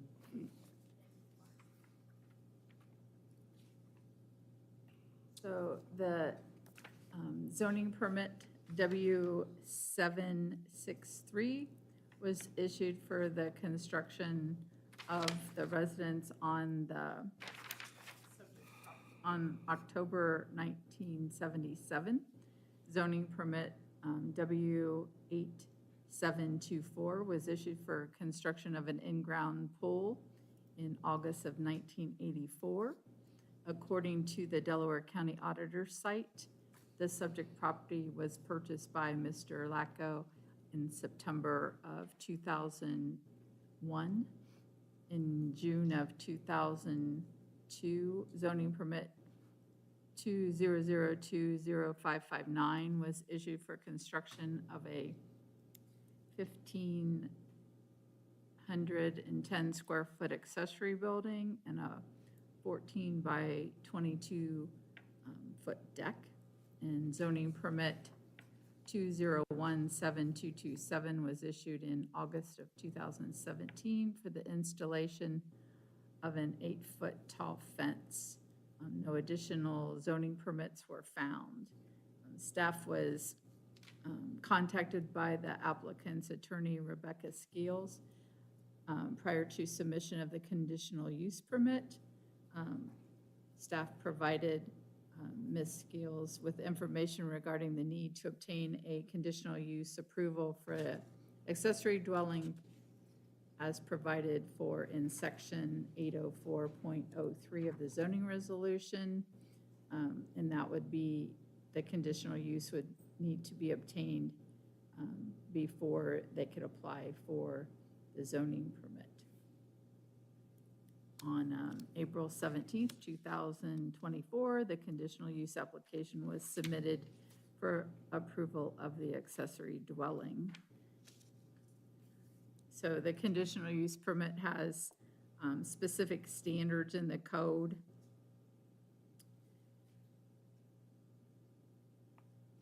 The accessory dwelling is permitted as a conditional use in the suburban residential district under section 804.03 in accordance with section 1713. An accessory dwelling is defined in Article 4 of the zoning resolution as an accessory use consisting of a single-family dwelling that comprises some or all portions of the accessory building. So the applicant, as part of the application, they did go through and address each of the conditions listed in section 1713. The first one is accessory dwellings shall only be permitted in zoning districts in which they have been expressly authorized within this resolution. Conditional use approval shall be required unless otherwise specified. Their response was the property is zoned suburban residential district, which under section 804 conditional use allows for an accessory dwelling. That's an accurate statement. The code does allow an accessory dwelling in an accessory building in the suburban residential district. The 1713.02 states that accessory dwellings shall only be established on lots that are greater than 1 acre in size. The applicant's response was the property is 5 acres, and we believe that to be correct. According to the Delaware County Auditor's site, it does state that it is a 5-acre parcel. The number of accessory dwellings containing an accessory dwelling shall be limited to 1 per lot. The response was the homeowner will remove 2 chicken coops on the property and 1 greenhouse if necessary to get the guest house. Staff believe that this statement does not provide verification that no other accessory buildings on the property contain dwelling space. So applicant should provide information for the use of each building currently located on the property. 1713.04 states that only 1 accessory dwelling shall be permitted within an accessory building, and 1713.05 states that an accessory dwelling may comprise up to 100% of the accessory building. The applicant responded to both of those sections together and stated that per attached drawings and plans, the accessory dwelling shall comply. Based on the floor plan and elevation photos provided, it appears that the accessory dwelling will comprise all of the square footage of the accessory building, and the applicant should verify that that is correct. 1713.06 states that the floor area of an accessory dwelling shall not exceed the floor area of the principal dwelling, that it is accessory to. The applicant responded that the principal building is approximately 6,822 square feet, and the accessory dwelling proposed is 1,366 square feet. According to the Delaware County Auditor's website, it does state that the accessory dwelling, or excuse me, the principal dwelling is 5,456 square feet above grade and 2,956 square feet below grade.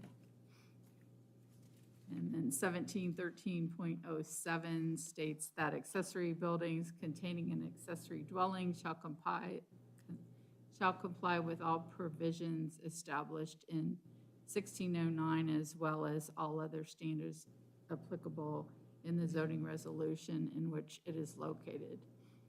In instances of conflict, the provisions within this section shall prevail. The applicant responded that the accessory building shall be in conformity with 1609.01. It shall be erected in the back of the property, not in the front yard, with setbacks in compliance. The homeowner shall remove other buildings to assure that the property does not exceed 5 accessory buildings, and the accessory structure shall not exceed 12 feet in height. In looking at the site, it does, staff feels that some of the accessory buildings may be exempt from that 5 maximum accessory building due to their use. They stated that there's a greenhouse and some chicken coops, and those would be agricultural uses that would exempt them from that 5 building limit. And also, the maximum height of the accessory building on parcels greater than 3 acres would be 35 feet, not 12 feet that the applicant's response stated.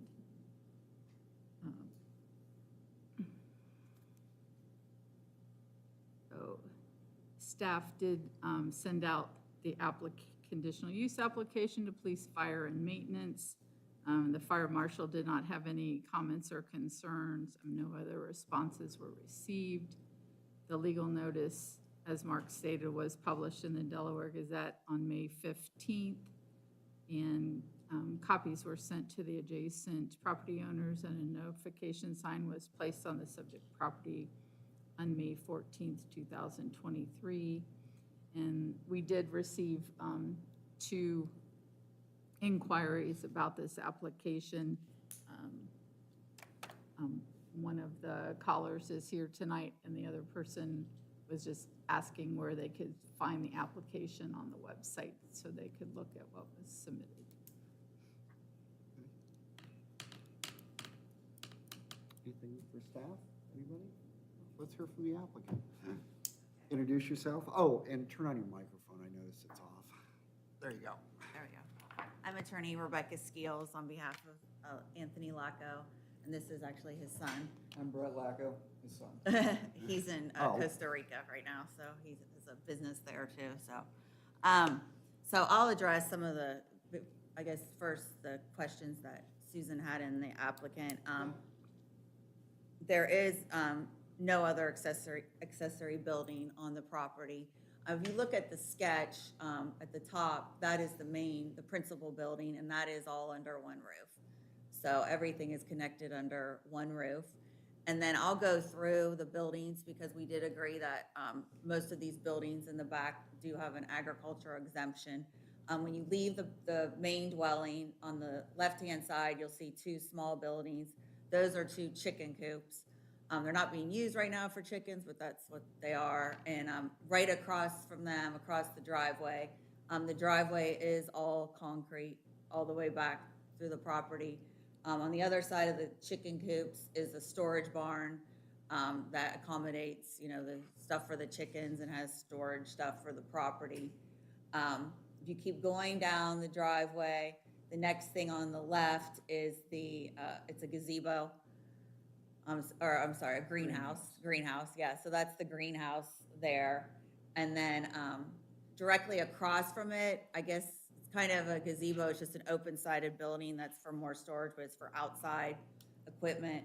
And then, there's the proposed building, that's the dark block, and the proposed building is a barn, not for animals, but like a mini guest house, because Mr. Lacko does have 4 children, and they're having grandchildren, and he does entertain at the house, so it's not just for overflow from the main residence.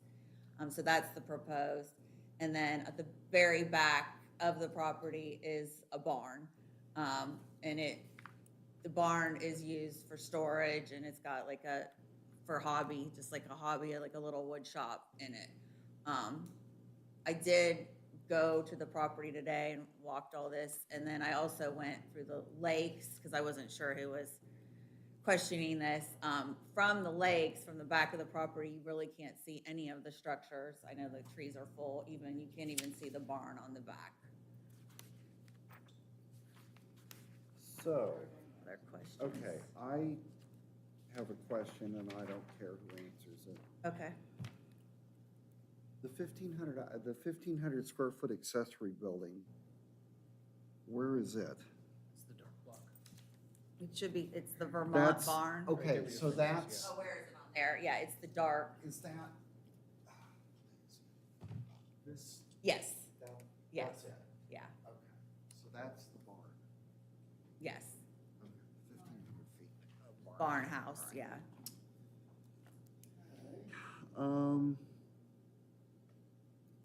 The deck, the pool, I don't. And so, now that we've defined what these are, how many of these do we have to take, how many of these chicken coops, storage, whatever you want to call them, do we have to consider when we're counting accessory buildings? Because it sounds to me like the number is 6? Because agricultural purposes tells me that the 2 chicken coops are probably that, and you can correct me if I'm wrong.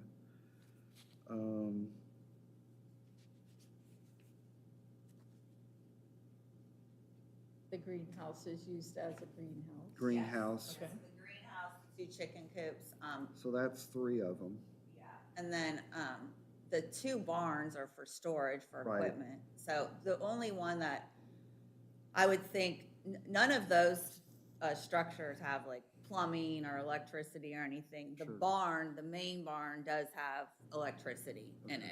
it, Okay. at the back. So that would probably, it's Sure.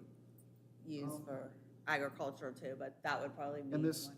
the proposed accessory building is not for commercial purposes, it's just for private use without Correct. any Correct, yeah. rental? No. Airbnb?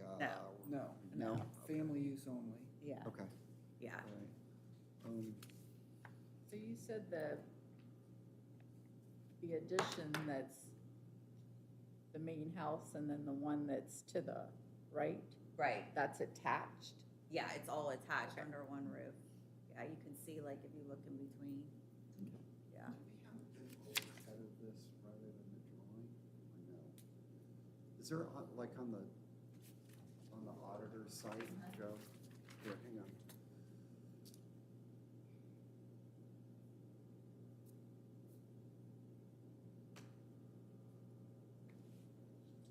So the current outbuildings are the shelter house right next to the residence? No, there's, the current outbuildings is when you leave the primary residence, there's Gotcha. 2 chicken coops, and then a storage barn across the driveway from them, a greenhouse, and then So it's another, just all the back lot things? Yeah. Okay. yeah, and then another, like, open, it's not enclosed And there are storage. agricultural exemptions to those? Yes.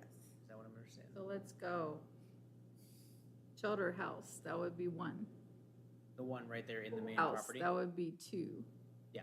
Buildings. Yeah, that was my question. Yes. Yeah. And then Pool chicken house- coop would be 3 and 4. Does the pool house just contain the pool equipment, or is there like like a cabana changing space, or it's just the It's just the equipment? pool equipment. Okay. Yeah, So it's gotta be Okay. relatively small then? yeah, Okay. yeah. So they have 9, they would have 9 structures, buildings. If they're adding another one. And And then then you're she's adding saying down the, here. except the Including greenhouse, excuse me, the greenhouses and chicken coops would be ag. And then if the barns are used for animals, then they would be ag. But if they're used for like, I think she said the Storage and wood shop. barn would be Right. for like hobbies and Yeah, the stuff, one then that across would from the- not be Yeah, the an one across from agriculture the, exemption. the one excuse me. across from the chicken coop has the stalls in it, doesn't it? And then you say it has a Correct. stall. There's no animals there now, No but it did have animals. animals. Yeah. I think there's 8. So are there any of these we're not counting? I mean, I would say if chicken coops have chickens in them, then they would be ag. So right now If it's you have just a greenhouse and it's a greenhouse, then that would be ag. Right. But if you use them for something else, then they would no longer be ag. Okay.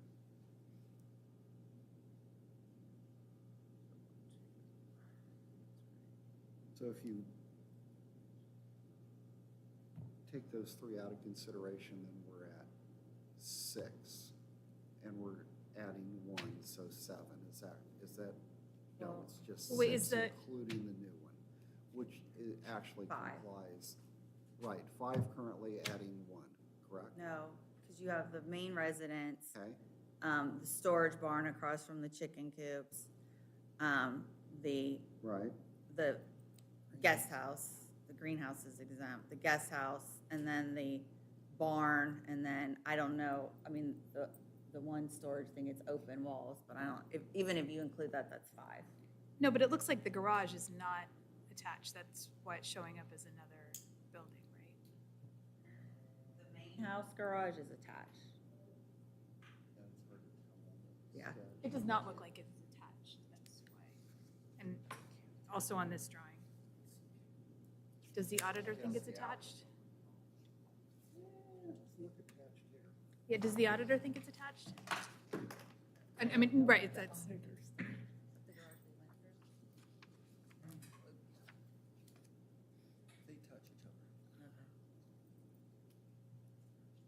Let me, yeah. Sorry, it's hard to see, but you can see there appears to be some sort of roof structure or breezeway. okay, because it didn't look like it. Yeah, Oh, when there? you zoom out, you can't really see it, but there is a, Oh, it's like a breezeway, like a roof attachment type thing, okay. But these are clearly separate structures. Here, the shelter and the pool house are separate structures. Okay, so I guess the question that I have for us is, are we gonna require removing this? My preference, just for the record, is, no. I think it's a superfluous exercise to require that 2 chicken coops and a greenhouse are removed in some Yeah. form or fashion. I don't know. That's my opinion, if we're inclined to approve the application. So, apparently I just moved this into discussion. So, see how that happens? Suddenly you're in discussion, don't know. I don't know, what do you guys think? Anybody have any questions for staff or the applicant? I just want to clarify for the record that the pool house and the shelter house are outbuildings. So if I'm not including the chicken coop or the greenhouse, and so do we have 3 greenhouses in total? So 1 pool house, 2 shelter house, 3 barn, 4 second barn, 5 the big back barn. Hobby barn. Yeah. What did I miss? There's Where the chicken coops, right? yeah, It says on this thing greenhouse. Are those chicken coops, like the small rectangular ones? think Okay, it says, those are all right. Yeah. So then They're we're at mislabeled, it 6, looks like. 7. We're at 7 total right now. Let me get one thing out of the way here. Yes. Is there any member of the public that wishes to comment on this application? Okay, hearing none, we'll move on. I just want to make sure we're accurate with the number that we're looking at here. Yeah, I agree. So the building off to the side here, when we issued the zoning permit, it was issued as an accessory building. Okay. So I don't know if it's attached, how it is attached, I don't know that. I'm just going by what we issued the permit for, and we issued it as an accessory building. So then I would go with accessory building. So then you would be at 10, and then minus whatever you might consider ag exempt. Is that, okay, I thought that this barn that's down was the accessory building that was permitted. But it's not, it's that? That's already there. Yeah, that's another, which buildings were already there when the house was built? I'm not sure. It's a home renovation, so you have a skeleton of an old house with add-ons onto it. It's a renovated house. I mean, the accessory buildings, like. It's were not, they- the one they're proposing now is not there. Right. Sure. All these other ones, were they, you don't have permits for all of these other buildings. So I No, was curious if because they I were, think were there- they were using them for ag, so I don't have permits for those, Okay. correct? got it. Except for the one closest to the main house. Right. That was permitted Is that as the an 1,500? accessory building. That's Okay, the 1,500 got it. square foot accessory building? No. That's existing. That's existing. No, I understand that. I got that. No, where you talk about the one that was permitted in 2002. 2? Yes, that's the one I'm asking about. And that's, Even though it's zoned. is this that? Yes, That's the one that was permitted in 2002 as an accessory building. correct. Got it. Okay. 'Cause- But it's attached to the main, I mean, I don't know. Well, we understand that. However, if it's attached and we don't have a permit, that raises a different set of issues, because that means there was construction done without permits. Okay, it's attached. So, because our records only show it's supposed to be detached. So, And that's if it- currently used as a garage, I take it? Yes.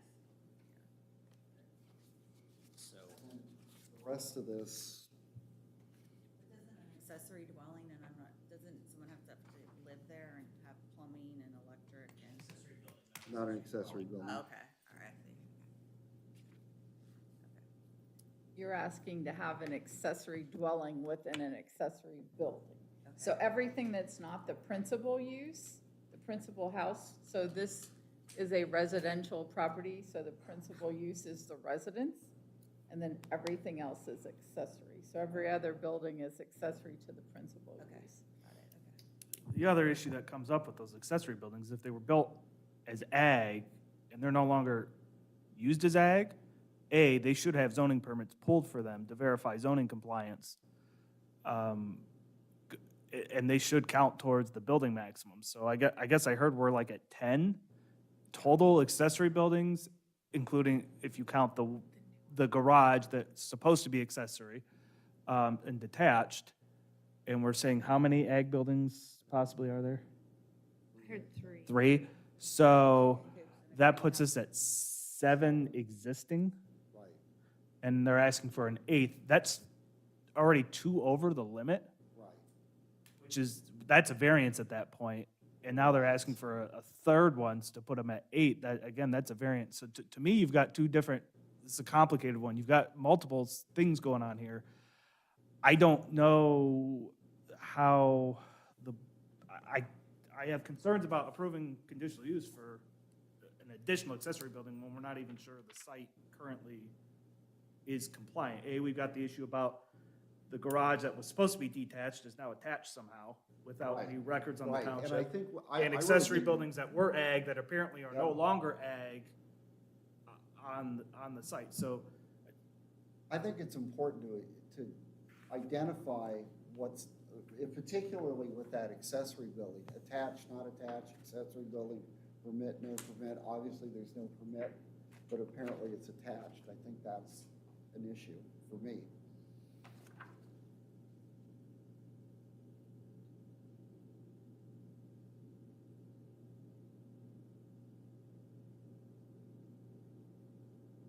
Yeah, am I wrong? I have 8 asking for a 9th.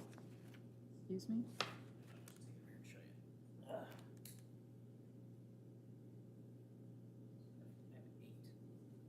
1, 2, 3, 4, 5, 6, 7, 8. And then we're excluding that because it's a greenhouse, still used as a greenhouse. And then this is the proposed new one, which would be 9. Yeah, those are 4 or 5, but they're not used as chicken coops right now, right? Is that what she said? They're not- okay. So one of the conditional use standards is the accessory buildings and the dwelling have to comply with all the provisions of 1609. So I don't know how there could be a determination, if the site's not compliant with 1609, it would not be able to satisfy that condition. Current form, it cannot. Absent of a variance or buildings being removed. Right, exactly. We can condition for how many, 3 to be removed, 4 to be, I don't know. Yeah, what the my number is. client's I've willing to lost remove count of how many buildings. we would have to have. Yeah, it seems unclear at this point. I agree. And so, as I just said an hour ago, we're not good at shooting and moving targets here. We really, I think we need to define A, what's permitted, and what's compliant and what's not compliant. And I think B, we need to determine how to address the compliance issue before we even get to the conditional use permit. That's my opinion. So. Anybody? Got really quiet on this. If they put chickens in a chicken coop, Well, then it's an ag use. But then it's even an if, ag use. but even if you take, if I hear staff correctly, even if you take those 3, the greenhouse and the 2 chicken coops out of the equation, they're still not in compliance. Correct, Joe? That's what I'm hearing, that we're That's what- I mean, still, And I think the issue is really revolves around this garage, this accessory building, 1,500 square feet. It's attached, not attached, we don't know. It's not permitted to be attached. so and my guess is, even if they had to pull some retroactive permits, it's probably not gonna be an issue, because if it was, well, I don't know, because now it becomes part of the principal building, and now it's subject to the side yard setbacks of a principal building, and not the 10-foot setback in the accessory building. So that poses its own problem. So there's a lot to unpack here. I agree with you, and I don't think we can get to the conditional use until we nail that down. That's my opinion. And at that point. Well, that's a decision for the applicant, because if the board has questions or does not believe the site is compliant with 1609, I don't think. I personally and, don't think you know, it if that's, I mean, that's one of the standards that it has to pass. If you feel like it's not gonna pass it, then the board may not be able to support it. The applicant has a decision to make at this point of how they wish to proceed. is. Right, risk, or either continue or risk that we don't grant the conditional use. I think that's the opportunities on the table. So. If thoughts? they continue, then we get an opportunity then. Right, to determine To try to bring it compliance. into compliance, Right, to however. determine compliance. Yeah, it would buy them time. I don't know if they would want a table, if they need Wanna- time, or if exactly. they want to do a continuance to a Yeah. date, time, place, certain. Yeah, I mean, the owner's not here, so I could talk to him and see, but he had said before, I said the only issue I thought was like too many, and he'd said he'd remove buildings to Right. get in compliance, so I can talk to Well, him about that. And like I said, like you heard me say earlier, is that I think we have a specific, first of all, we need to determine the compliance issue, and how many it would be necessary to approve, rather than, say, well, 2, 3, 5, I don't know what the number is. Work with staff, if you're open to a continuance, to determine the compliance, and then we can get to the conditional use. Because the way it is right now, I don't think it's in a position to grant a conditional use permit due to the non-compliance of the remainder of the property. That's my opinion. You guys can disagree with me on that, but Also my take, yes. So the motion should come from the applicant? I that's the Well- direction they choose to go. I think we have to make the motion to continue it to the next meeting based on the applicant's. Okay. Is that? Yeah, that's fair, yeah. All right, then I will make a motion to continue the application based on the discussion on compliance. And to the next meeting, which is June 25th, if I'm not mistaken. And with working with staff and have the documentation available to them by the 17th of June, I think. Does that give you enough time, do you think? Yeah. Okay. Yeah. I would make that motion unless. Second. Mark Phillips seconds. Anybody else, anything? Okay, I'll call the roll. Mr. Christian? Yes. Mr. Hanson? Yes. Ms. Yu? Yes. Mr. Phillips? Yes. Chair votes yes. We'll see you next month. And the hearing is concluded at 9:28. Okay. Yes. So now, the first one was continued, Cardinal Self-Storage was continued to June. I know. I already have 3 applications, so this makes 5 applications for the June. Well, that's a new record. So we're discussing possibly making the meeting, start earlier? Wow, Or- yeah, you have an option. I'm open to I'm open to starting the meeting earlier, say, for example, at 6 or 6:30. Yeah, 4. I don't know. Mark Phillips is already planning a trip out of town for that day. I'm open to suggestion on that, and really, because it affects you guys more than anything. What would you prefer? Could we see if they'll continue for 2 months? How urgent? Yeah, could you accommodate the board by? Yeah. Are you Yeah. sure? I mean, I don't want I haven't you to. started anything, I mean, I've talked to people, but I haven't started anything with any builders, I don't have any or plans or anything, so I mean. Okay, so they're I at don't the mercy of want us You to. guys giving us the go-ahead or not. So I don't want us to force you into doing something that you're not comfortable with though either. No, that's Wait fine. 2 months and. Yeah, Okay, that's so fine. the Get our July stuff together. meeting, which is Yeah. 20. You need to go back and amend your motion. Yes, I will amend my motion to continue the hearing to July, help me, Let me tell you. 25th. I'm gonna pull- It needs to probably be, as part of that motion to rescind and revise the date. Right, okay. Rescind the prior motion and Okay, revise the I will date. rescind my prior motion, and I will make a motion to. That motion already passed, so your motion, it's going to be a motion to rescind the prior motion. Okay, then let's do that first. Let's make a motion to rescind the prior motion. Second. Okay. Mr. Christian, Mr. Hanson, Ms. Yu. Yes. Mr. Phillips? Yeah. And I will vote yes also. Yeah, I knew there was going to be somebody out there. Okay, and now I will make a new motion to continue this case to July 23rd, with documentation being to staff on the 10th? The deadline for materials for applications is June 25th, but you can modify that date if you so wish. Yeah, usually on the continuances I do, because I'm that guy. What's, is this my dirty phone? I guess it is. Calendar. No calculator.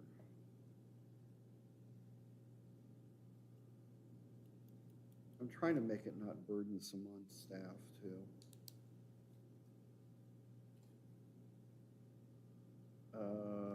Couple of weeks would be nice. Yes? That gives you, That's a week. oh, is it? Oh, yeah, it is. How about 10th? Okay. July 10th? Good? Sold. Good, thank you. Appreciate it. And I appreciate your patience tonight, too. Oh, no You problem. guys, Thank your timing is horrible. Okay, so, let- You used to it. Yeah, yeah, we learned a lot, yeah. yeah, Yeah. I'll second the motion. okay. Mr. Christian, I've forgotten who you are. okay, yes. Mr. Hanson. Yes. Ms. Yu. Yes. Mr. Phillips. Yes. Chair votes yes. Thank you, appreciate it. Sorry to keep you out all night. Oh, no, you're fine. Thank you. Okay. And the last thing on the agenda tonight, which, oh, and so the hearing is concluded at 9:37. Okay, election of officers. I want to do not at all, but I guess we need to do it. So, election of officers. You guys do whatever you want to do. Mark Harmon for chairman. So you can do this the very thorough way as scripted out. Yes. There's also the alternative. Yes. What the zoning commission did was just a motion to retain for the current I setup was for at a the. club meeting that did exactly the same thing, except we can't do that. But you can't do that because that's right, you don't have your vice chair. Was Have vice to chair. elect a new vice You also, chair. get in the alternative, you could all just do it as one singular motion. I mean, Robert's Rules of Order would say you have to go through all that nominating and all that stuff, Right, but we have dispensed with that the last couple of years. you could fast track it, sure, if you wanted to. Okay, so Benson makes it work. we'll do chairman first. If you guys want to retain me, that's fine. We can vote on it. If you want to do something else, that's fine too. I'll still keep coming, like it or not. Nominate you, Mark, for chairman. Okay. Is there a second? Second. Second by Ms. Yu. Here, we don't have to do I can do up or down, can't we? Yeah. All in Ayes. favor? Aye. Any opposed? Okay. Motion carries. So, vice chair, what's your pleasure here, people? I'd nominate Teresa Yu. What's that? I would nominate Teresa Teresa? as the vice chair. Okay, I'll She has second that. Experience. Yeah, she's been here almost as long as I have. Yeah. You guys, Silent but deadly. oh. Okay. Any discussion? All in favor? Aye. Opposed? All right, well, there you go. Good luck. Thanks. I'm not coming back to any more meetings, you know, no. All right, and I'll entertain a motion to adjourn. So moved.